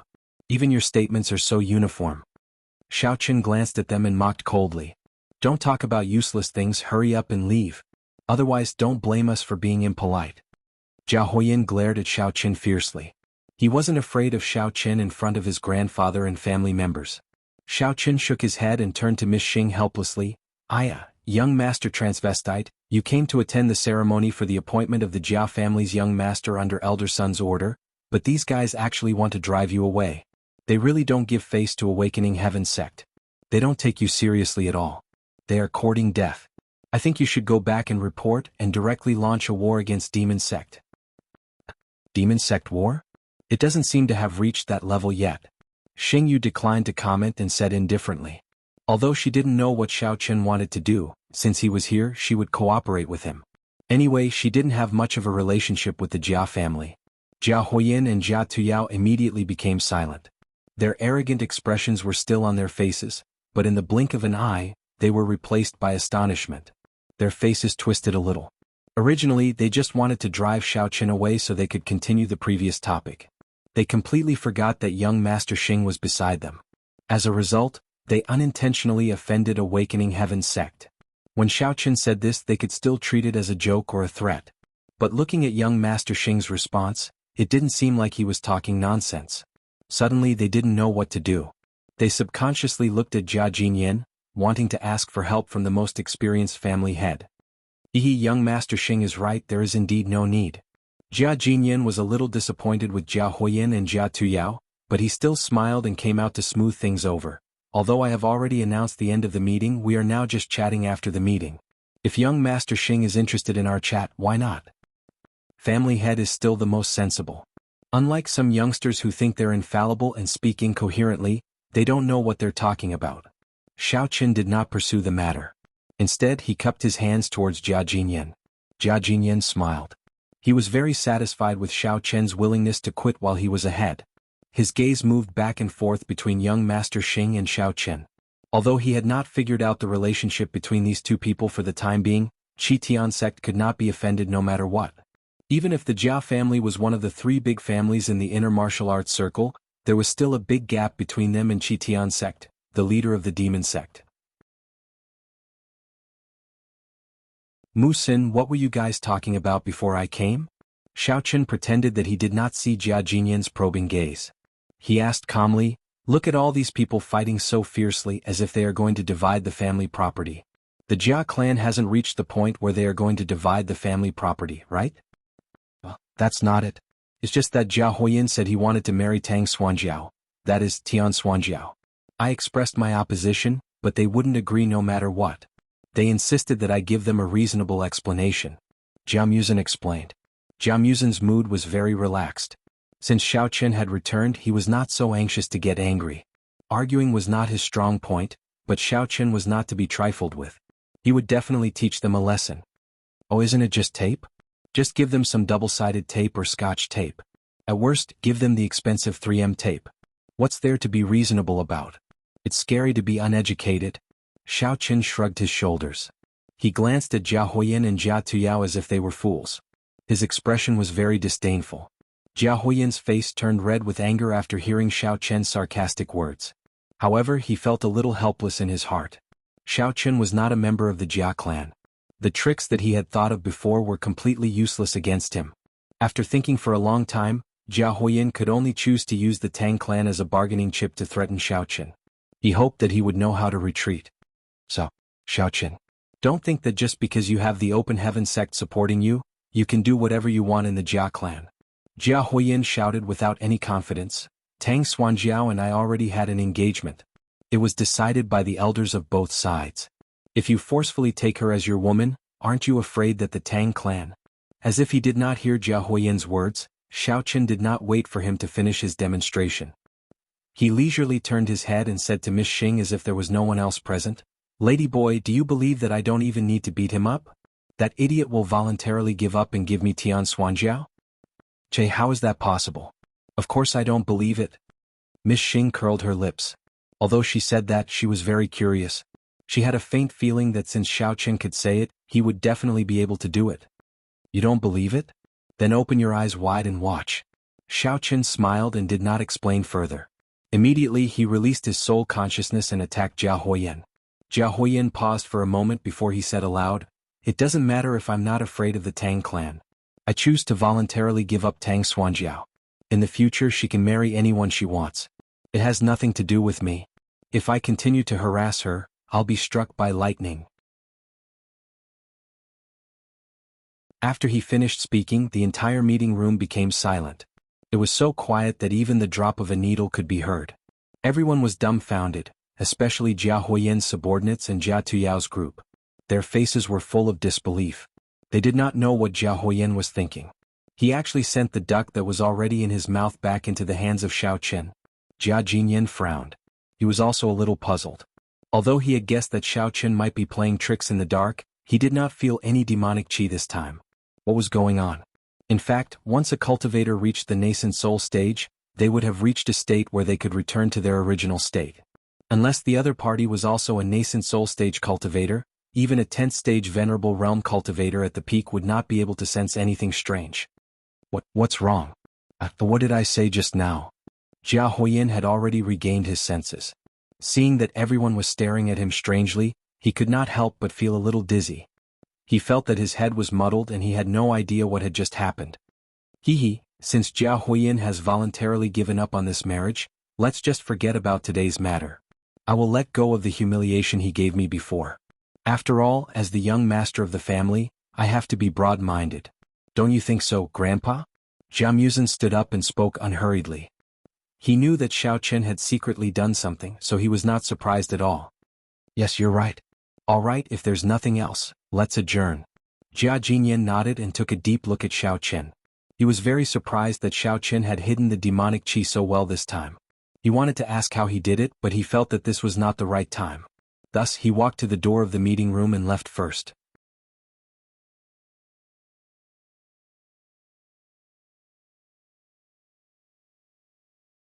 Chapter 1075. Xiao Qian stretched his body. After Jia Jinyan left the conference room, he didn't want to stay any longer. He stood up and hooked one arm around Jia Muzin's shoulder, while the other was about to hook Miss Xing's shoulder. In the end, Miss Xing dodged and glared at Xiao Qian. I'm not touching you anymore. You're so stingy. You're really a lady boy. Xiao Qian had no choice but to walk out with Jia Muzin. Miss Xing snorted angrily and followed Xiao Qian out of the conference room. Before leaving, Xiao Qian glanced at Jia Huoyin coldly, as if he was looking at a dead man. He originally didn't want to kill Jia Huoyin, but this idiot actually dug his own grave by targeting Tian Suruan. How could Xiao Chen tolerate this? Therefore, Jia Huoyin was already on Xiao Chen's blacklist. A while later, most of the people in the meeting room had left. Both Jia Huoyin and Jia Tuyao had dark looks on their faces, and left without saying a word to each other. Soon, the entire meeting room was empty and no one could be seen. At this time, in a corner not far from the conference room, a black shadow was hiding in the shadows, staring at the situation in the conference room. Until no one came out of the conference room for a long time, the black shadow looked around. After confirming that there were no outsiders nearby, he took out his phone and dialed a number. "It's you? Aren't you going to attend the family meeting today? Why do you have time to call me?" After the call was connected, a cold voice came from the other end of the phone. "Elder son, the meeting has just ended. That old bastard Jia Jinyan has already announced that Jia Muzan will be promoted to the position of the young family head. I'm afraid that we will have to make some changes to our previous plan," the black shadow said gloomily. From his tone he sounded very indignant. It seemed that he had great resentment towards Jia Jinyan and Jia Muzan. "Back then, when you told me that Jia Muzan had hired Xiao Chen as external aid, I had already expected this outcome." Elder son was very calm when he heard this news. In his opinion, if Jia Muzan didn't become the family head, it would really be a little strange. Sigh.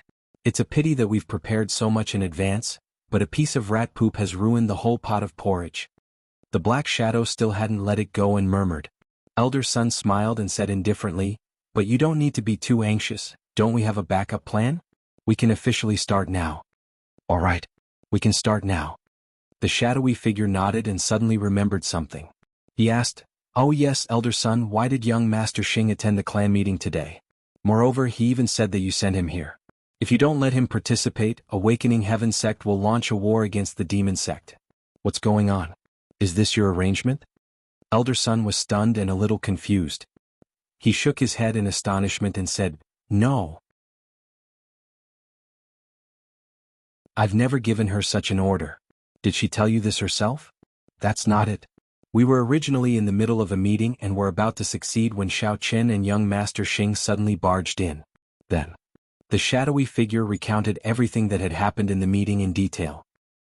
I did arrange for young Master Xing to spy on Xiao Chen. But according to what you said, it's no longer surveillance. It's more like accompanying him." Elder son was very puzzled.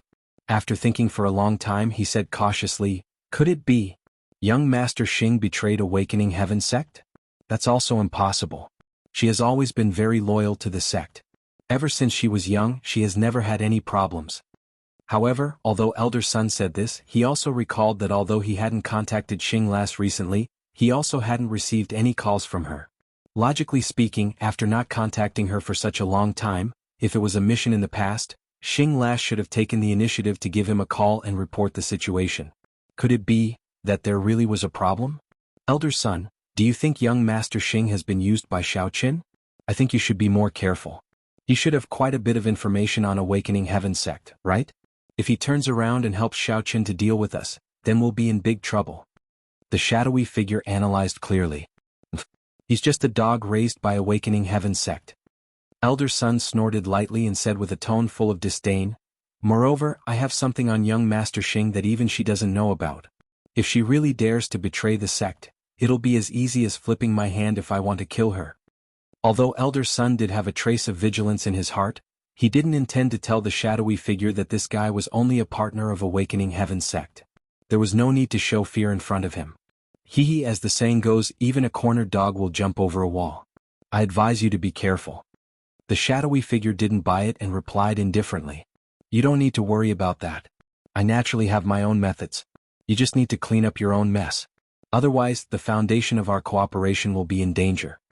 Elder son said sinisterly and didn't wait for the shadowy figure to say anything else. He immediately hung up the phone. After playing with the phone for a while, elder son seemed to be thinking about something. After thinking it through, he immediately called young lady Xing. "Do. The number you have dialed is currently switched off. Your call information has been sent to the other party in the form of a text message, please." Hearing the notification tone, elder son was slightly startled. In his memory, young lady Xing's phone had never been switched off. The sect had a rule that disciples' phones had to be on standby 24/7. Why was it switched off?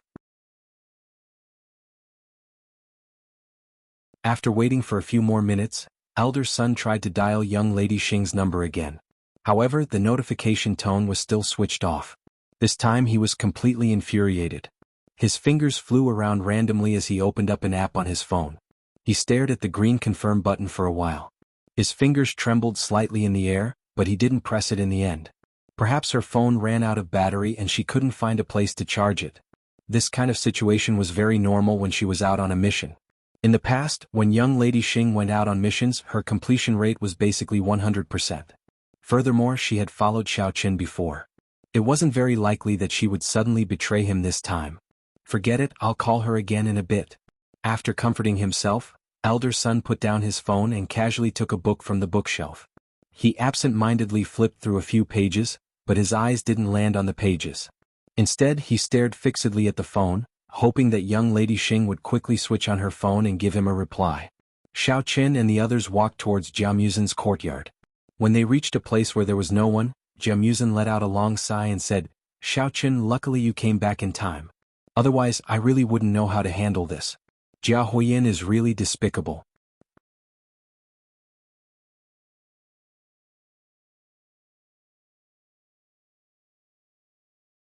Chapter 1076. It's nothing. This is my problem anyway. Xiaoqin waved his hand. Because there was some trouble at the mine, I accidentally caused a high-level spiritual jade mine to collapse. Jia Jinyin then sent more people to investigate. In order not to arouse any suspicions, I could only return first. It was just a coincidence that I was in a meeting. After speaking, Xiaoqin sighed lightly. Although he had used the past few days to stabilize his original infant-stage cultivation, he was afraid that he would not have the chance to use spiritual jades to level up in a short period of time. He had tried to sneak into other mines to absorb more spiritual jades. In the end, he discovered that every mine had increased the number of guards. Moreover, there were Jia Jinyin's trusted aides mixed in. He had no way of using Jia Hongyong's connections to sneak in. In the end, he could only give up. Was a pity? Jia Muzin looked at the two strangely and laughed. Speaking of which, why did the two of you come back together? Could it be he? Xiaoqin heard Jia Muzin's words and immediately denied it. Don't be silly. Why would I like this transvestite? Screw you, you're the transvestite. Just now, in front of so many people, I didn't argue with you. Now you're still not done. In any case, I saved your life. Can't you say something nice? Little girl Xing placed her hands on her hips and scolded angrily. She didn't know why, but she was more and more concerned about Xiaoqin being called a transvestite. Every time it was mentioned, she would feel suffocated. She wanted to tear that mouth of Xiaoqin's. All right, Eunuch Xing, may I ask what you plan to do next? You've been watching me for so many days. That should be enough, right? Hurry up and report to that elder son of yours. Prepare to pack up and return home. Xiaoqin waved his hand and said with a grin. Actually, Xiaoqin was a little surprised. Previously, when he told little girl Xing to prepare to return, he thought that she wouldn't follow him back to the Jia clan. He didn't expect her to follow him back. You. Little Miss Xing was so angry that she stomped her feet. She wanted to make a move, but she realized that she couldn't beat Xiaoqin. Her eyes rolled around, and her expression immediately became one of grievance. She took out her phone and pouted unhappily. When I saved you in the mine, my phone was smashed. How am I supposed to contact Elder Sun? If you want me to go back, then cut the crap and compensate me with a new phone. Xiaoqin lowered his head to take a look. He discovered that there was indeed a large crack on Xing's phone screen. There were even some bloodstains on it. The scene in the mine seemed to replay before his eyes. His heart was instantly filled with warmth, and he felt that he owed this chick. I'll compensate you with a strand of hair. Who told you to use the apple 6 plath? Although he felt guilty, Xiaoqin still teased Xing. Then he took out his phone and threw it on the ground. Ew. What do you mean by this? Little Miss Xing was stunned. Did this Xiaoqin become stupid after being smashed in the mine? My phone is broken, and he wants to smash his phone to accompany me? Isn't this action a little too unimaginable? Xiaoqin leisurely squatted down and picked up the phone that was smashed on the ground. He waved it in front of little Miss Xing, and the phone was actually still in perfect condition. Look at Appa's triple defense counterfeit phone. Not only is it cheaper than yours, it has 2 modes and 2 standby modes. It has an extremely long standby time, and it's also resistant to smashing, water, and transvestites. Hurry up and change to another one. The discounted price is only $399. Xiao Qin said proudly, dragging out his tone. This. Little Miss Xing almost rolled her eyes. Is this Xiao Qin a clown? Is he using his life to make a joke? What if it really breaks? She curled her lips and continued to insist. Humph. I don't care. Anyway, my phone was destroyed because of you. You must compensate me with a new one. Otherwise, I will stay here and not leave. It wasn't that little Miss Xing didn't want to leave. It was just that after interacting with Xiao Qin for the past few days, she felt that staying by his side was more relaxing. It was much better than going back to the sect and facing those expressionless people. Little. Young Master Xing, I do have a few phones that have been lying around. They are brand new and have been placed there as a backup. However, they aren't Apple phones. If you don't mind, you can take one over to use. I don't change my phone often. If I don't use it for too long, it might break, Jianghu, who was standing at the side, said with a smile.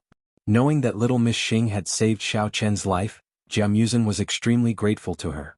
Not only did he give her a phone, he was even willing to give her something more expensive. Are you serious? What brand are those phones that you have lying around? Are they the same as Xiao Chen's? Are they triple defense phones? Little Miss Xing asked casually. What? Are you looking down on our triple defense phones? They are cheap, good quality and durable.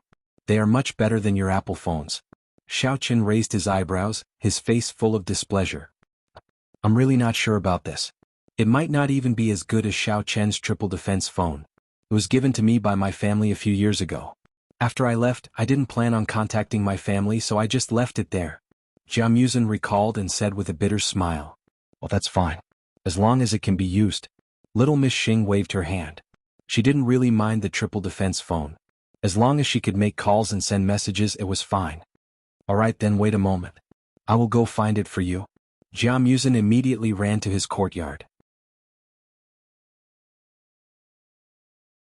When he left home, he had stuffed the phone in a corner of his room. He didn't know if Jia Qinshu, who had taken over his home, had found it and thrown it away. Xiao Qin and little Miss Xing stopped at the same time. They didn't follow him in.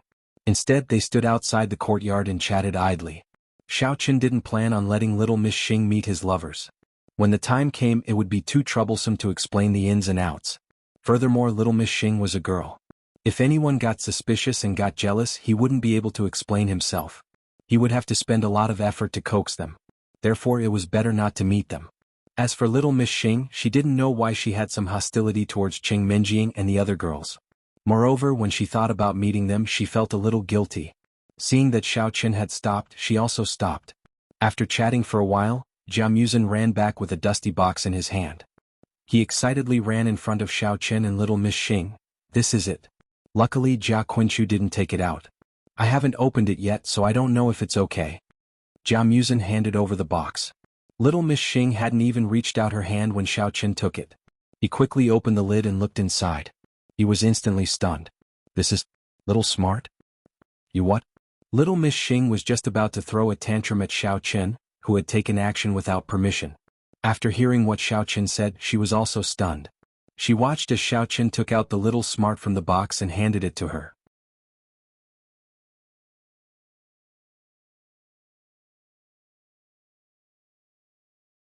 Chapter 1077. Lowering her head to look at the brand new little smart, Xing was stunned speechless for a long time. This thing wasn't even as good as a phone? What's wrong? What's with your expressions? Can this phone be used? Jianghu looked at Xiao Qin, then looked at Xing, and saw that both of them looked like they had been struck by lightning. He couldn't help but ask in bewilderment. Prince Ladyboy, do you want to try it? Even though Little Smart is pretty much obsolete now, this has never been opened before. Maybe it can still be used? Xiao Qin scratched his head and held onto a sliver of hope. Xing came back to her senses and hesitantly pressed the power button on the Little Smart. She discovered that it really could be turned on. The stored battery had not been used up. However, when she tried to make a call, she encountered difficulties. After a full 5 minutes, little Miss Xing finally sighed and gave up. This won't do. There's no signal here. I can't make a call. Ah? Why is it like this? Jianghu took the Little Smart and fiddled with it for a long time. Finally, he became discouraged and said embarrassedly, Sorry, I thought this would work. It's fine. Xiao Qin patted Jianghu's shoulder and took out his own phone. He handed it to Xing and said, You should use my phone to tell elder son that you're safe. Even though it's a counterfeit Apple, you can still make a call. Xing didn't reach out her hand. Instead, she pouted and said, "It doesn't matter if it's an apple or not. But this is your phone. If I use your phone number to call him, how am I going to explain it to him?"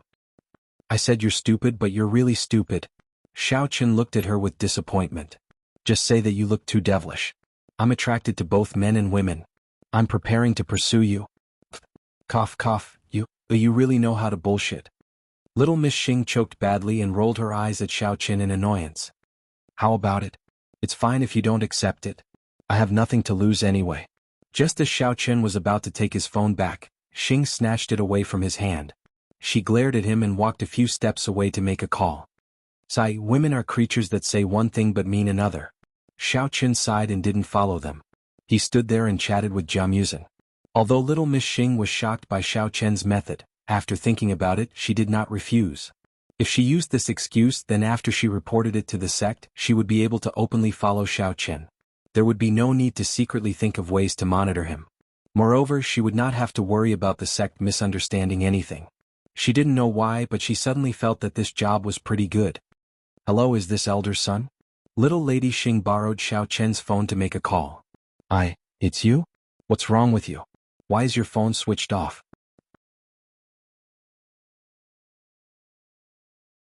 Elder Son originally didn't want to pick up the unfamiliar phone. He hesitated for a moment and then picked up. Then he heard little Lady Xing's voice and immediately questioned her angrily. My phone is broken." Little Lady Xing's ears were almost deafened. She quickly moved the phone a little further away and stammered. "Broken? How did it break? I couldn't get through to you before. Why did you change your number now? Did something happen?" Elder Son immediately fired off a barrage of questions. "I'm fine. Previously when I was following Xiao Chen there was an accident. My phone was smashed." Little Lady Xing simply explained why she couldn't get through to him. "You saved him? Then did he discover that you were following him? Did you expose the true purpose of our sect?" Elder Son's voice suddenly became a lot more serious. It sounded dangerous and oppressive. Elder Son thought in his heart, could it be that what that person said was true? Was this girl really used by Xiao Chen? Oh, no. After he found out that I saved him, he was very grateful to me. Then, little Lady Xing stuttered as she used Xiao Chen's excuse. Her voice was a little shaky. Could Elder Son believe this kind of nonsensical reason? "What?" Elder Son took a deep breath. "You said that he was attracted to both men and women. In order to court you, he even gave you his phone to use?" Yes. I was afraid that you wouldn't be able to find me. I was worried about my situation here. So I used his phone to call you." Little Lady Xing nodded. What was with Elder Son's attitude? Did he believe her or not? At this moment, Elder Son's heart was in turmoil. He was frightened by little Lady Xing's words. He secretly thought to himself that it was fortunate that he didn't personally follow Xiao Chen. He didn't expect this guy to have such a strange hobby. If a handsome and elegant person like him were to follow Xiao Chen, wouldn't he be taken advantage of by Xiao Chen? As for little Lady Xing's weak words, he didn't care. It was one thing to be pursued by someone. However, as a woman she was actually being pursued by a man. It was normal for her to be in a mess. "Elder Son? Elder Son?" Little Lady Xing didn't hear Elder Son's voice for a long time. She was a little nervous and tried to call him. That's right, I received a tip-off that you spoke up for Xiao Chen during the Jia clan's meeting and interfered with their clan's internal affairs. What's going on?" Elder Son came to his senses and hurriedly cleared his throat before asking in all seriousness. "It's because Xiao Chen chased me. So, he specially brought me there. He said that he wanted me to see his strength." Little Lady Xing felt that Elder Son's tone was a little gentle. She guessed that her excuse was over and continued to answer. "See his strength? Why did he bring you in? He's using our reputation to do his own dirty work. Why didn't you stop him?" Elder Son said with slight dissatisfaction. "For the sake of the sect's future, I didn't dare to fall out with him. I had no choice but to let him speak nonsense." Little Lady Xing said with a face full of grievance, "I also know that this isn't good. Didn't I immediately call you after the meeting ended? Alright, I'll let it go this time. Next time, pay more attention. Don't let him borrow strength to fight. This can easily cause problems." Elder Son muttered to himself for a while. He felt that little Lady Xing's words made sense and decided not to haggle over it anymore. "Alright, Elder Sunday. Next time." Little Lady Xing nodded her head. She hesitated and opened her mouth to ask again. Her heart was anxious. She didn't know if the sect would directly summon her back to prevent this kind of thing from happening again. Oh, it's been hard on you these few days. For the remaining time, you should continue to follow him. As for how to deal with Xiao Qin, the sect still hasn't come to a conclusion. So, you need to persevere a little longer. The sect will remember your contributions. Elder Sun replied seriously.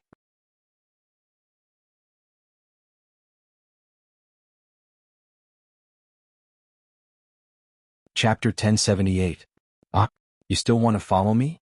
But little girl Xing was secretly happy, but on the surface she still hesitated. This is the sect's order, it must be carried out. Elder Sun emphasized, then slowed down and said, Okay, I have to go get busy. You should pay attention to your own safety. If there is no special situation, don't contact me too often. Otherwise it will be easy for Xiao Qin to find out. I also know that you are working hard. I will help you report this and apply for a reward. That's all. After saying this, Elder Sun hurriedly hung up the phone. Little girl Xing stared blankly at the phone in her hand. After a long time, she shook her head with a trace of astonishment and amusement. She turned around and walked in the direction of Xiao Qin and Jia Muzhen. Mother curse Xiao Qin, that bastard. Why didn't he get hit by a car and die? Jia Huiyin returned to his room with a belly full of anger. Thinking of Xiao Qin's arrogant and despotic face, he felt even more upset. Ever since he was young, when had he ever suffered this kind of humiliation? In his anger, he smashed everything in the room that could be smashed and walked around like a furious lion. Originally, Jia Huiyin planned to give Jia Muzhen a show of strength today. He wanted to make him lose face at the family meeting and embarrass him. Moreover, under the agitation of the crowd, Jia Huiyin had no choice but to change his mind and support the marriage between Jia Huiyin and Tianzhou, thus betraying the brotherhood of Xiao Qin. Jia Huiyin had even prepared the subsequent chain of plans.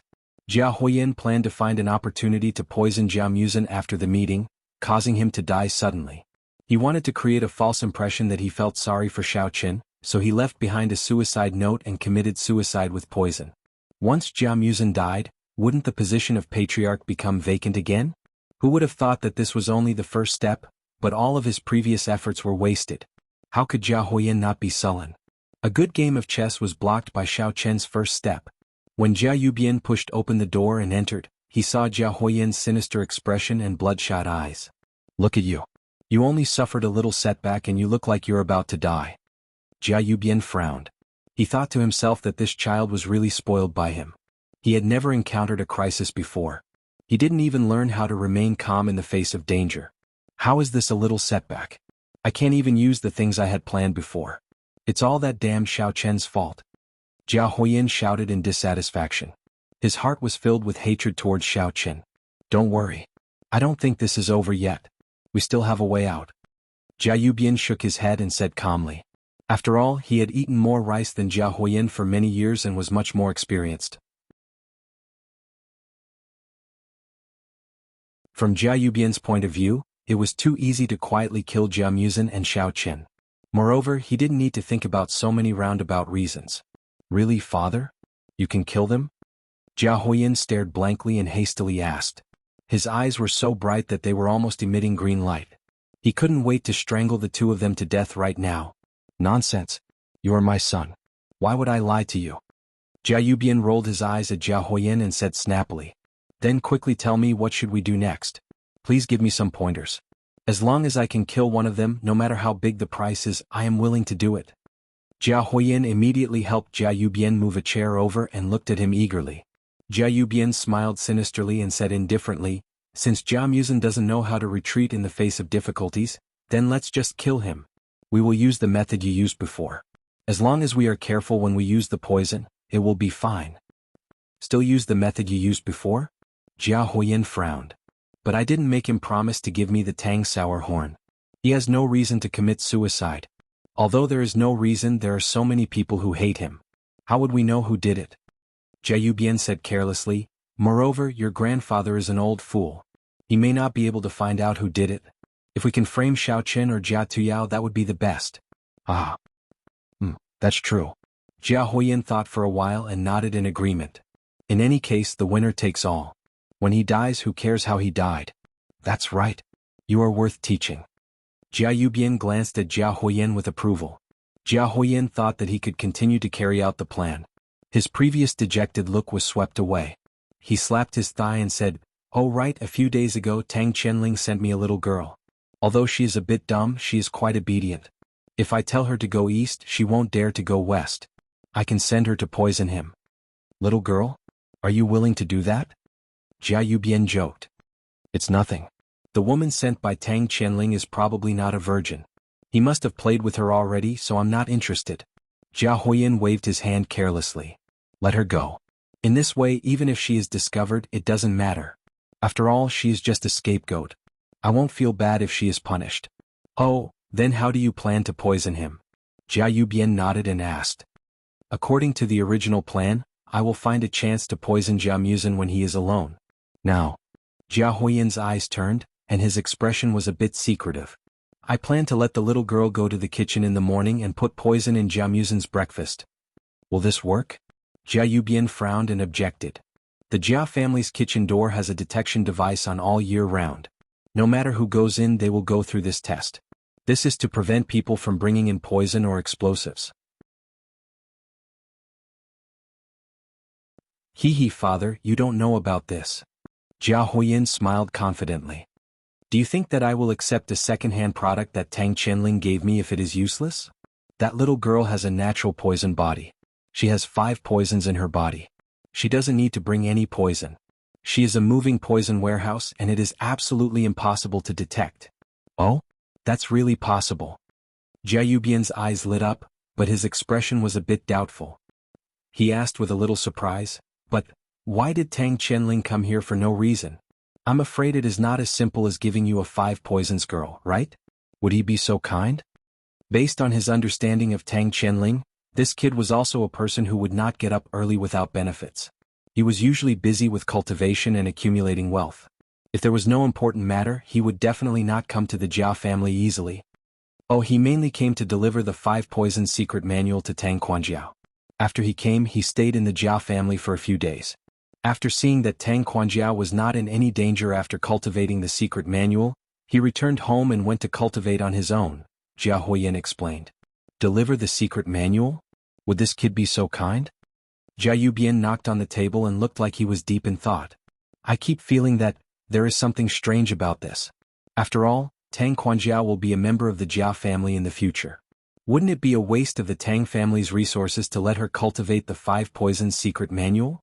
If she really mastered it, the Jia family will have one more poison expert. This is very disadvantageous to the Tang family."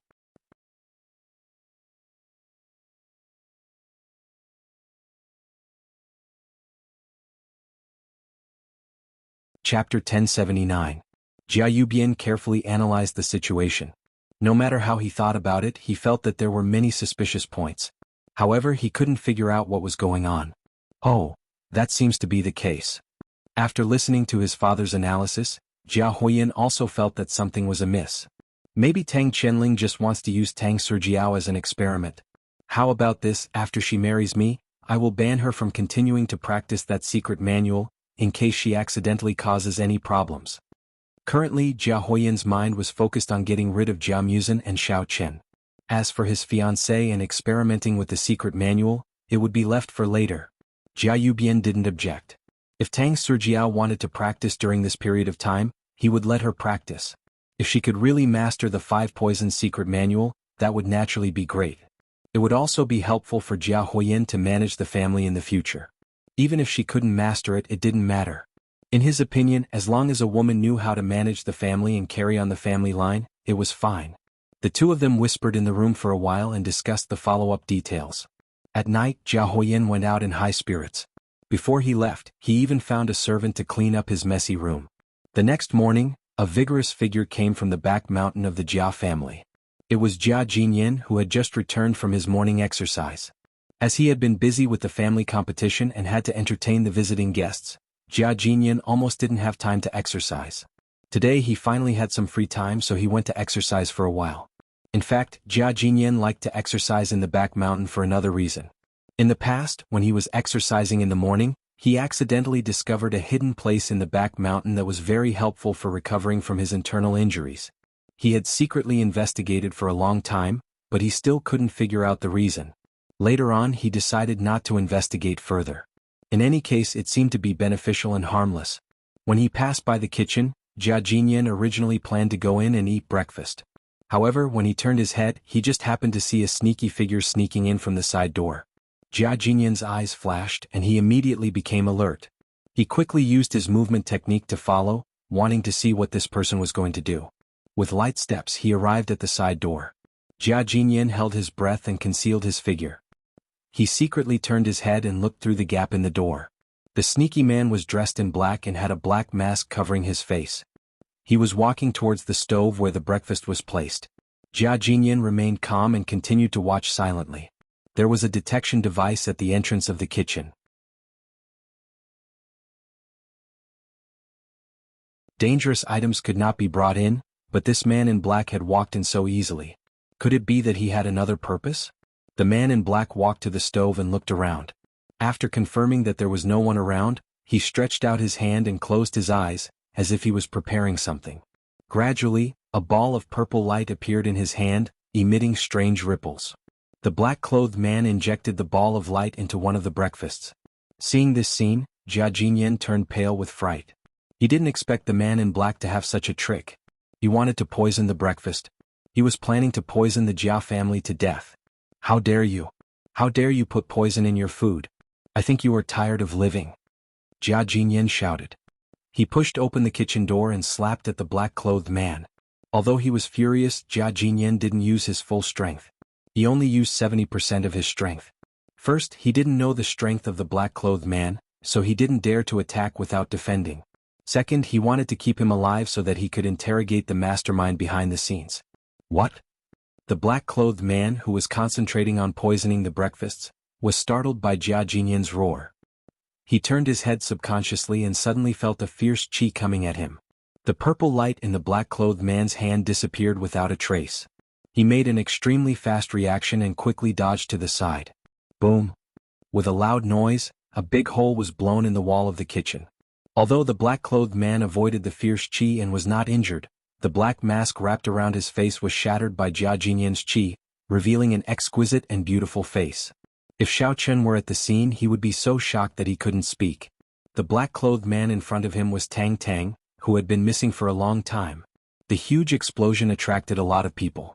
The first to arrive were the flustered servants of the Jia family. A team of patrolling guards heard the sound and immediately ran over. Seeing Jia Jinyan and the black-clothed man standing in front of them, they immediately surrounded Tang Tang. Bold madman, you dare to behave atrociously in the Jia family's territory and try to harm the old master. You are insane. The guard captain saw that the hole in the wall was behind the black-clothed man, and Jia Jinyan was still in the state of slapping. He instantly understood the situation in front of him, so he stood up and loudly rebuked. Tang Tang didn't seem to hear the guard captain's rebuke at all. She still stared at Jia Jinyan with her hands apart and made a defensive posture. The guard captain was directly ignored and he was a little angry. He waved to the others and shouted, "Go! Capture this fellow who doesn't want to live." "Yes, sir." The guards responded in unison. At the same time, they ran their mental cultivation methods and rushed to Tang Tang fiercely. Tang Tang didn't seem to care about these guys pouncing on her. She still stood there with a blank expression. She raised her right hand and waved it around casually. A few strange purple lights suddenly lit up and pounced on those guards. "Be careful." Jia Jinyan's face changed when he keenly felt the horror of the purple light. He wanted to warn those guards, but it was too late. At the same time, those guards were all hit by the purple light and were forced to stop rushing forward. They groaned and fell to the ground with a painful face. It didn't take long for all of them to die and no one was spared.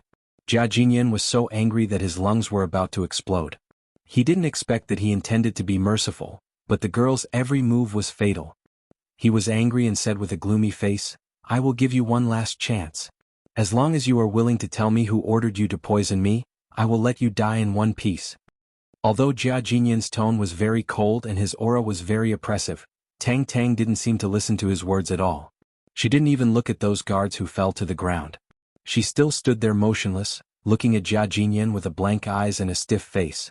At this time Jia Huoyan and Jia Tuyao finally arrived, and so did Jia Yubian and Jia Yuto. But at this time, Everyone's attention was focused on Jia Jinyan and Tang Tang.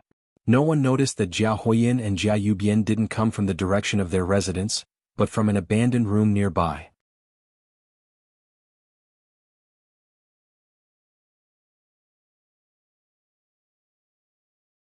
Chapter 1080.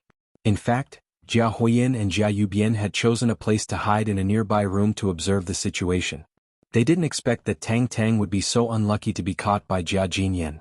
They could only watch Tang Tang dodge the attack and kill a group of guards.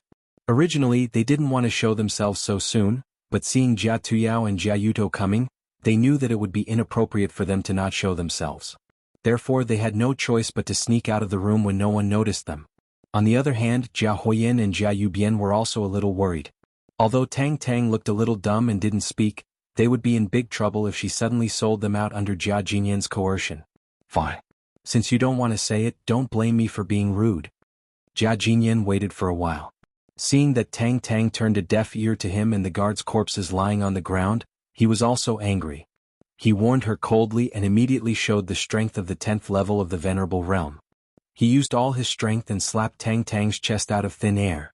A violent chi made a terrible air-breaking sound and swept toward the direction where Tang Tang stood. To everyone's surprise, she did not retreat at all this time. She also raised her hand and slammed her palm heavily, but the power was obviously much weaker than Jia Jinyan's palm wind. Bang!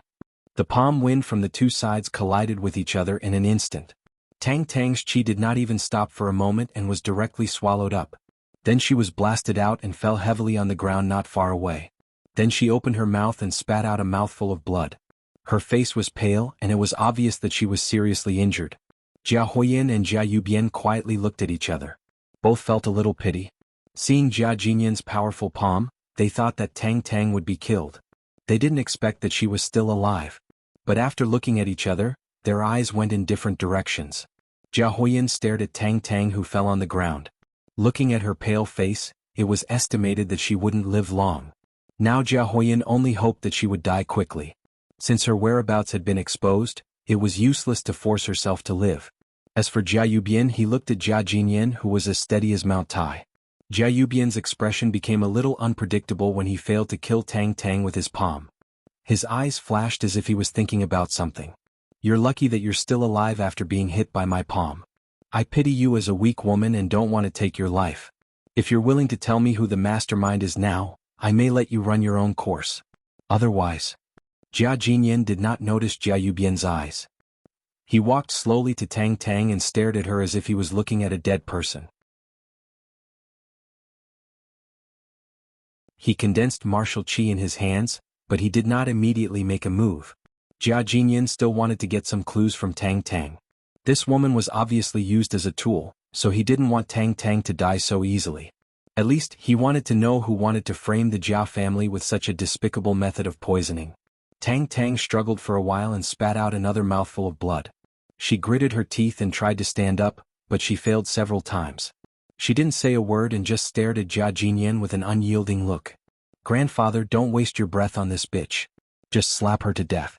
Look at her strange appearance. She's definitely a death warrior. There's no way to reason with her. Jia Huoyin jumped in fright. His back was drenched in cold sweat, and he hastily chimed in. This grandpa was really something. He was about to die, so why didn't you just send him to the Western Paradise with a palm strike? Still asking all sorts of questions, isn't this scary? If there were not so many people around, Jia Huoyin would like to kill Tang Tang by himself to avoid endless troubles in the future. You're the only one who has so much to say. Don't blabber on about useless things. Get lost. Jia Jinyan frowned in disapproval. Just as he was about to speak, he heard a familiar voice. Plop. Before the people present could react, Jia Huoyin was suddenly pushed from behind. Caught off guard, he fell directly into the flower bed next to him, and his body was covered with mottled mud. F***CK. Xiaoqin, what's the meaning of this? You dare to hit me. Do you not want to leave the Jia family alive? Jia Huoyin almost fell to the ground. He looked up and found that the person was Xiaoqin. He suddenly flew into a rage, stood up, pointed at him, and scolded. Xiaoqin didn't seem to hear Jia Huoyin's scolding at all. He went straight to the place where Tang Tang fell. Jia Huoyin was even angrier. When he was about to rush out and pull Xiaoqin back, he saw Jia Muzin coming from behind. Don't shout, Jia Huoyin. It's just a fall. What's the big deal? It's not a big deal. Why are you shouting like a girl? Don't you have a future? Jia Muzhen glared at Jia Huiyin with contempt, and then walked to Xiao Chen's side. You guys. Jia Huiyin was about to explode. He jumped and wanted to curse Jia Muzhen, but he was pulled back by Jia Yubian. Jia Yubian winked at his son and nudged Jia Jinyan with his mouth, indicating that Jia Jinyan was the young patriarch, and the old patriarch was also present. If he really cursed at Jia Jinyan, he obviously wouldn't get any benefits and it would be easy to ask for trouble. Jia Huiyin understood Jia Yubian's look. He could only suppress the anger in his heart, swallow his anger, pat off the dust on his body, and stood aside with a black face. Tang Tang. Why are you here? Who hurt you? Xiao Chen quickly walked to Tang Tang's side, squatted down and gently helped her up, leaning on his arms. He circulated his true qi to heal her, and asked softly with a dignified expression. Since breaking through to the nascent soul stage, Xiao Chen felt that his telepathy seemed to be a lot sharper. Just now he was still in Jia Muzhen's courtyard, a little far from the kitchen. He didn't hear the loud sound of Jia Jinyan's attack, but he had been faintly feeling a bad premonition, and it was getting stronger and stronger. It seemed to be guiding him to a certain place. Following that premonition, Xiao Chen walked to the vicinity of the kitchen. Jia Muzhen was originally chatting with Xiao Chen, but when he saw this, he also inexplicably followed. After walking to the side of the kitchen, Xiao Chen found a group of people not far away. At this time, the feeling of uneasiness in his heart reached the peak. He didn't wait to observe the situation and immediately rushed over. After pushing Jia Huiyin away, Xiao Chen saw a lot of people lying straight in the center of the crowd. Most of them were dead. When a person in black on the ground raised his head, Xiao Chen found that it was Tang Tang.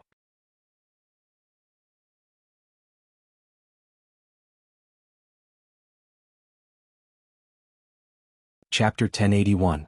After rushing over, Xiao Chen found that Tang Tang was seriously injured. Her face was frighteningly pale, so he quickly helped her up. Ugh! Tang Tang groaned painfully. She did not resist, nor did she answer Xiao Chen's question. She just stared blankly into the distance. Jia Huiyin was originally standing on the side with a black face. At this time, when he heard Xiao Chen's question, he could not help but look surprised. He looked at him strangely and thought, how does this kid know Tang Tang? Does he have a friendship with Tang Tang? After thinking for a while, Jia Huiyin suddenly thought that since Xiao Chen knew Tang Tang, he might as well use Tang Tang to frame him. In this way, wouldn't he be able to kill 2 birds with 1 stone, or even 3 birds with 1 stone? He could take this opportunity to get rid of Xiao Chen, Tang Tang, and Jia Muzhen. Thinking of this, Jia Huiyin's eyes turned. He pointed at Xiao Chen and shouted, "Good Xiao Chen. You actually know this bitch. It seems that you are the mastermind behind the whole thing. Your schemes are indeed vicious. Jia Huiyin, don't slander me. I believe that Xiao Chen is innocent. He will never do anything to harm the Jia family." Jia Muzhen immediately retorted. Although he was a little surprised when he saw this scene, he still stood on Xiao Chen's side. The witness and material evidence are both here. At this time you are still protecting this outsider. I think this matter is done by you and Xiao Chen. The purpose is to kill the people of the Jia family that you don't like. Jia Huiyin snorted coldly. Since he had decided to seize this opportunity to frame Xiao Chen, he naturally would not easily let go of Jia Muzhen, who was a thorn in his side. Jia Muzhen still wanted to say something, but Jia Jinyan stood up first. He waved his hand to stop Jia Muzhen and said in a deep voice, "Xiao Chen, in the kitchen just now, I saw this girl poison the food with my own eyes. Since you know her, you'd better give me a reasonable explanation. Otherwise, it will be hard for me to believe you based on Muzhen's side of the story." "Tang Tang, can you hear me? What's wrong with you?" Xiao Chen didn't answer Jia Jinyan but looked at Tang Tang carefully. He felt that something was wrong with her because she didn't respond no matter how he called her. Xiao Chen didn't believe what Jia Jinyan and Jia Huiyin said at all. Why would Tang Tang poison the food? Looking at Tang Tang, who was seriously injured and confused, Xiao Chen was in great pain, so he increased his strength and continued to send primordial qi to her to heal her. Seeing that Jia Jinyan had spoken, Jia Huiyin became even more confident. He pointed at Xiao Chen and cursed, "Mother f asterisk cur. Xiao Chen, are you f asterisk king deaf? My grandpa is talking to you. Did you hear him? Don't play dumb here, hurry up and answer the question honestly. Otherwise I'll teach you a lesson." However, Jia Huiyin was given the cold shoulder again. Xiao Chen didn't seem to see him and still stared at Tang Tang. After a while, Xiao Chen felt that Tang Tang's injury had stabilized, so he carefully helped her to the side. Then he turned around, looked at Jia Jinyan coldly and said in a deep voice, "Old Master Jia, Tang Tang is my girlfriend. She is so badly injured. I guess it should be you who did it, right? Are you King stupid?" Jia Huiyin was infuriated and wanted to step forward to provoke Xiao Chen. However, Xiao Chen directly slapped him in the face. Jia Huiyin immediately spun a few rounds on the spot. He saw stars and even a few of his teeth were knocked out. "I'm asking Jia Jinyan a question now. If you don't want to die, get away from me. Otherwise, I don't mind killing you first." Xiao Chen coldly stared at Jia Huiyin. The strength of the first level of the original infant stage was released in an instant, and bursts of pressure spread around. He hadn't seen Tang Tang for a long time, and when he saw her in such a miserable state, Xiao Chen was really angry at this time. He didn't intend to hide his strength anymore, so he showed his best state. When Jia Yubian saw that his son had been beaten up, he was originally enraged and was about to rush up and fight Xiao Chen to the death. However, he had only taken 2 steps when he felt that overwhelming pressure. He was a little afraid and could not muster up his courage. He could only support the dizzy Jia Huiyin and obediently retreat to the side. "Xiao Chen, since you said so, it means that you have admitted that this girl came to poison the Jia family under your instruction, right?" Jia Jinyan asked lightly without changing his expression. He could also feel the pressure from Xiao Chen, but because his strength was higher, the pressure was not so strong. But he was still a little puzzled. Jia Jinyan clearly remembered that Xiao Chen's strength was at the peak of the 2nd level of the demon venerable in the family competition. But from this suffocating pressure, his strength had obviously increased. "I say, are you stupid? If I wanted to hurt the Jia family, would I be stupid enough to let others catch me? Before you figure it out, they would all be dead." Xiao Chen sneered and walked to Jia Jinyan step by step. He said impatiently, "Don't talk nonsense. Now I just want to know, did you hurt Tang Tang? I was the one who injured him. So what?" Jia Jinyan was obviously very dissatisfied with Xiao Chen's attitude. He said sullenly, "I just saw with my own eyes that she planned to poison all the people of the Jia family. And she killed more than a dozen guards of the Jia family in front of everyone. Such a cruel and sinister intention. It is not enough for me to beat her to death. Since you did it, then I don't need to be polite to you. It is useless to keep a muddle-headed old fool like you alive. Go to hell," Xiao Chen said with a poker face.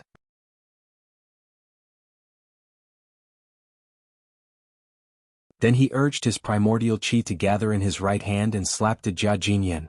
"Xiao Chen." Jia Muzin was shocked and shouted anxiously, "Is Xiao Chen crazy? How dare he attack Grandpa? Doesn't he know Grandpa's strength? This was a suicidal act." Jia Huiyin, Jia Yubian, Jia Tuyao and the others pretended to be shocked, but they were secretly happy. This was really a case of wearing out iron shoes and fruitless searching, only to find it by chance. Xiao Chen dared to attack the family head. This was a great disrespect. However, with Xiao Chen's strength he would definitely be killed by the family head. At that time Jia Muzin would be the only one left. "You." Jia Jinyan was also stunned. He never thought that Xiao Chen would suddenly attack. However, he had been in the martial arts world for decades, so his reaction was very fast. He immediately waved his palm to meet Xiao Chen's attack. Boom. A loud noise came out. Jia Muzin's face showed pain, while the others looked like they were watching a good show. They all thought that Xiao Chen was seeking his own death. However, to everyone's surprise, after the 2 palms met, they were both sent flying by each other's palm wind.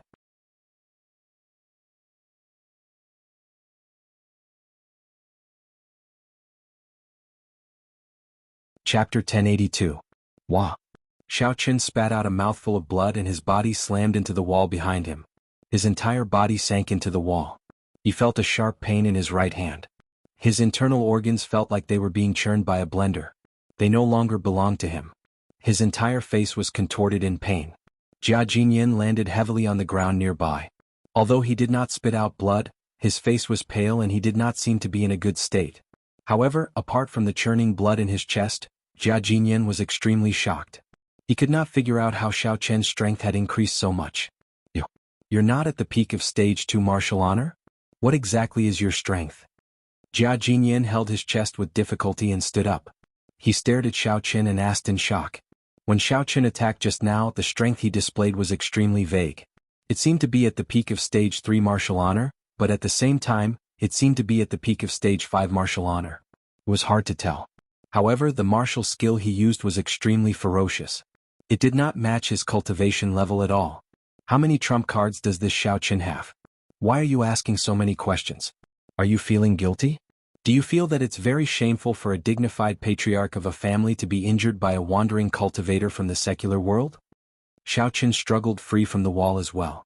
He did not answer Jia Jinyan's question but asked in return calmly. Although he looked calm, Xiaoqin was secretly regretting his actions. He felt that he had been too rash. When he broke through to the original infant stage, he was confident that he could challenge a Stage 10 martial honor without a problem. Now it seemed that there was still a gap between them. Ignorant junior, I originally thought that you seemed to have some ability, and I usually tried my best to respect you. However, I didn't expect that you would actually plot against the Jia family. Jia Jinyan snorted coldly, if I don't get rid of you today, there will be endless troubles in the future. However, although Jia Jinyan looked calm, the muscles at the corner of his eyes were twitching slightly. Just now, after exchanging blows with Xiaoqin, he could feel the old injury in his body begin to ache faintly. However, since Jia Jinyan had already made up his mind to kill Xiaoqin, he would not care about this small problem at this time. He immediately urged his martial qi to temporarily suppress the pain and flew toward Xiaoqin. He used all his strength to strike a palm, wanting to finish off Xiaoqin with one strike. Motherf asterisk cur. Xiaoqin couldn't help but curse when he saw this. He originally wanted to buy time and recover a little more, but this old man didn't give him a chance at all. Helpless, Xiaoqin could only brace himself to circulate his yuan qi and exchange a palm strike with Jia Jinyan once more. Boom. A shockwave visible to the naked eye spread out in all directions like a wave. The surrounding people were shocked and quickly circulated their martial qi to protect their bodies. However, it was still useless and they were all sent flying several meters away. Jianghu's cultivation was the lowest. Not only was he sent flying more than a dozen meters, but he also hit a door and almost vomited blood. The nearby flowers and trees were also affected. Some trees were even uprooted and fell crookedly to the side. The flowers and plants were also scattered on the ground. The entire garden was in a mess as if it had just been bombed. Cheng Minjing and the other girls finally heard the loud noise and quickly ran out from Jianghu's yard. When they saw the scene, they couldn't help but suck in a cold breath at the same time. They felt their scalps go numb, not knowing what had happened. As the smoke slowly dissipated, the figures of Xiaoqin and Jia Jinyan gradually appeared. They were not sent flying like before. Both of them stood in the same place with a very calm expression on their faces. For a moment, no one could tell what the result was. Under the watchful eyes of the crowd, Jia Jinyan coughed twice and took the initiative to speak. Xiaoqin, looks like you're only SOSO. I really don't know where you get the courage to challenge me, a 10th stage martial honor expert. The originally unmoving Xiaoqin's mouth twitched and he suddenly spat out a mouthful of blood. His legs gave way and he collapsed to the ground. His face was pale and he wanted to circulate his yuan qi to heal himself. However, he couldn't summon any strength. Xiaoqin, what happened to you? The girls were shocked and cried out in unison. Cheng Minjing wanted to go over and check on Xiaoqin's injuries. However, she realized that Miss Xing had already rushed over and squatted beside Xiaoqin. She stretched out her hand to check his pulse with a very serious expression on her face. Tian Wangshou and the rest also rushed over and surrounded Xiaoqin anxiously, wanting to help. However, they didn't know where to start. When Cheng Minjing saw this scene, she frowned slightly. Previously, when Xiaoqin and Jianghu brought Miss Xing back, they had already explained everything clearly. However, they were still looked down upon by the girls. Although Xiaoqin had only said that he had pretended to pursue Miss Xing in order to fool the Heavenly Gate, the girls weren't stupid. They could all tell that Miss Xing had feelings for Xiaoqin. However, one of them was focused on the mission while the other was busy cultivating. Hence, they didn't notice this point. Old master, what's going on?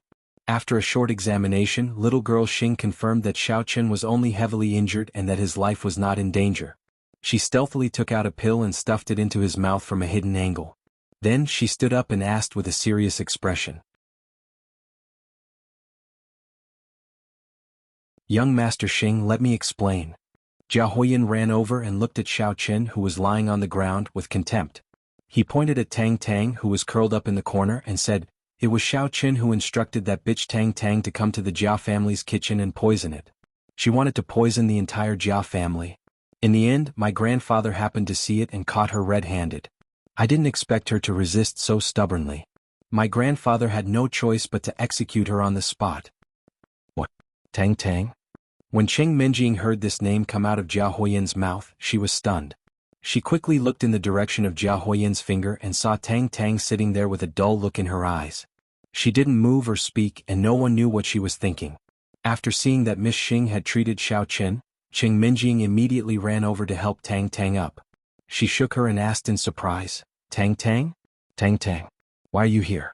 What was the poison that Jia Huoyan mentioned just now? Little girl, you also know this.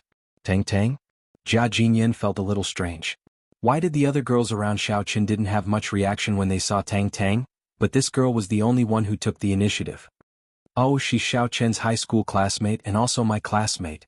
Cheng Minjing nodded and said lightly, although I'm not particularly familiar with her, I know her character. She definitely wouldn't do something like poisoning.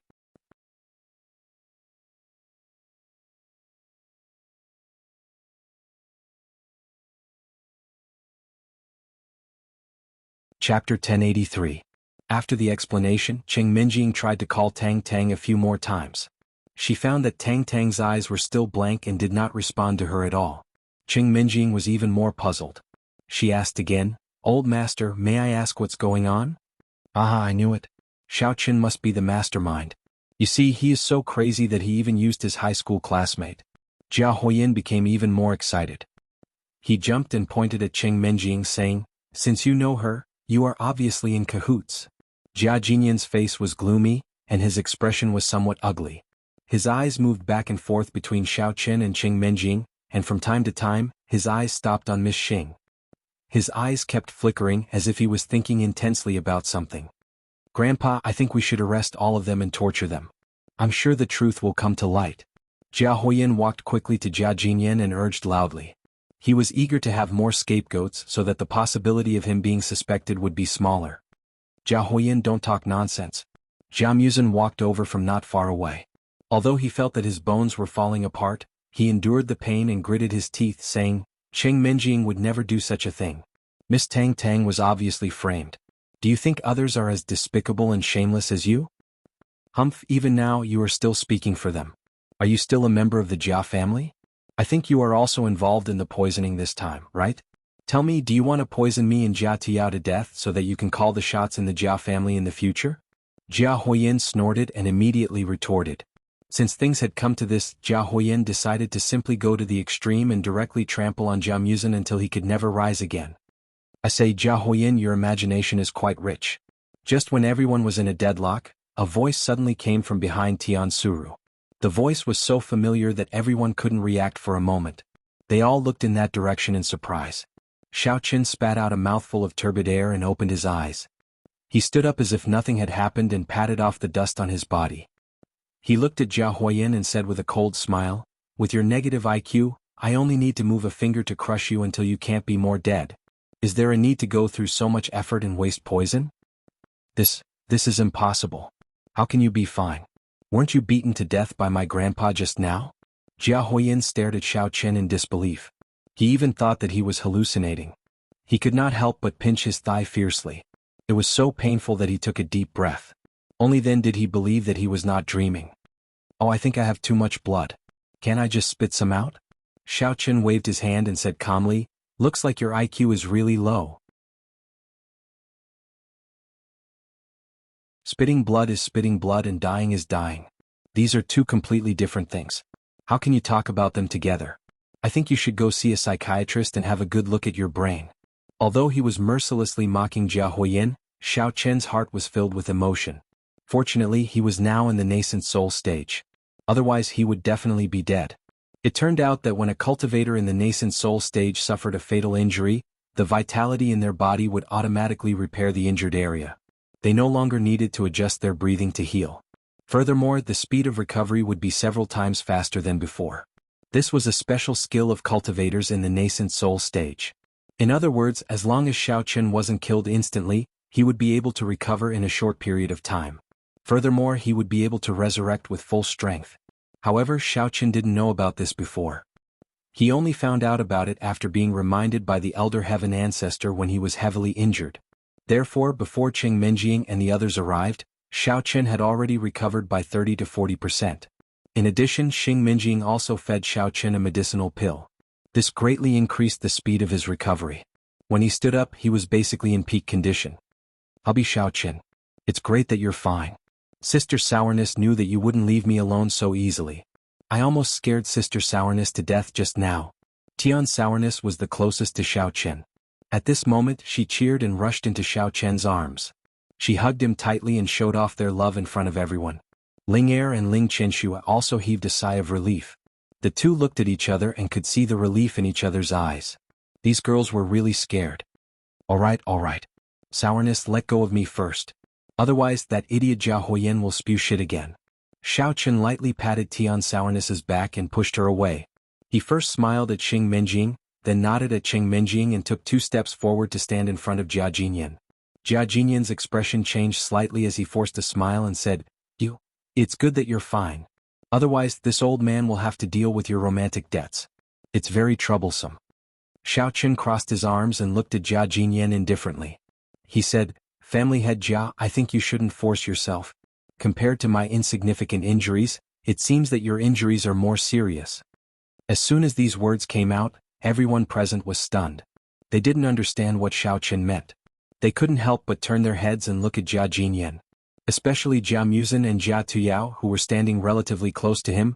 They carefully looked at their grandpa. Only then did they realize that his face was indeed not as rosy as before. Instead, it was faintly glowing with a hint of green, and his standing posture was a little hunched, not as straight as usual. "Haha, Xiao Chen, I think you're trying to make a false accusation." Jia Huoyan laughed loudly and said insolently, "Let me tell you, you're simply a lunatic talking nonsense. My grandfather's body is so healthy." Jia Huoyan still wanted to say a few more words to mock Xiao Chen. However, before he could finish, something unexpected happened.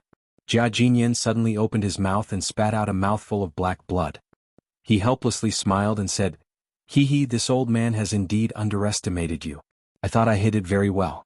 I didn't expect that you would still see through me." After he finished speaking, he clutched his chest and fell to the ground. "Grandpa, what happened to you?" Jia Muzin's expression changed. He quickly ran over and grabbed Jia Jinyan's arm. He helped Jia Jinyan up and carefully leaned on his shoulder. Jia Huoyan and the others were even more shocked. They didn't expect that Jia Jinyan would fall to the ground just like that.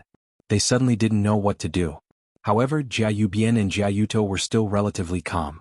The two of them quickly stepped forward. One came over to help support Jia Jinyan, while the other took out a pill from his bosom and let Jia Jinyan take it. You're tuning in to the Han Li's Wuxia Adventures YouTube channel. We're so grateful for your support, and don't forget to subscribe to join us on this incredible journey through captivating stories.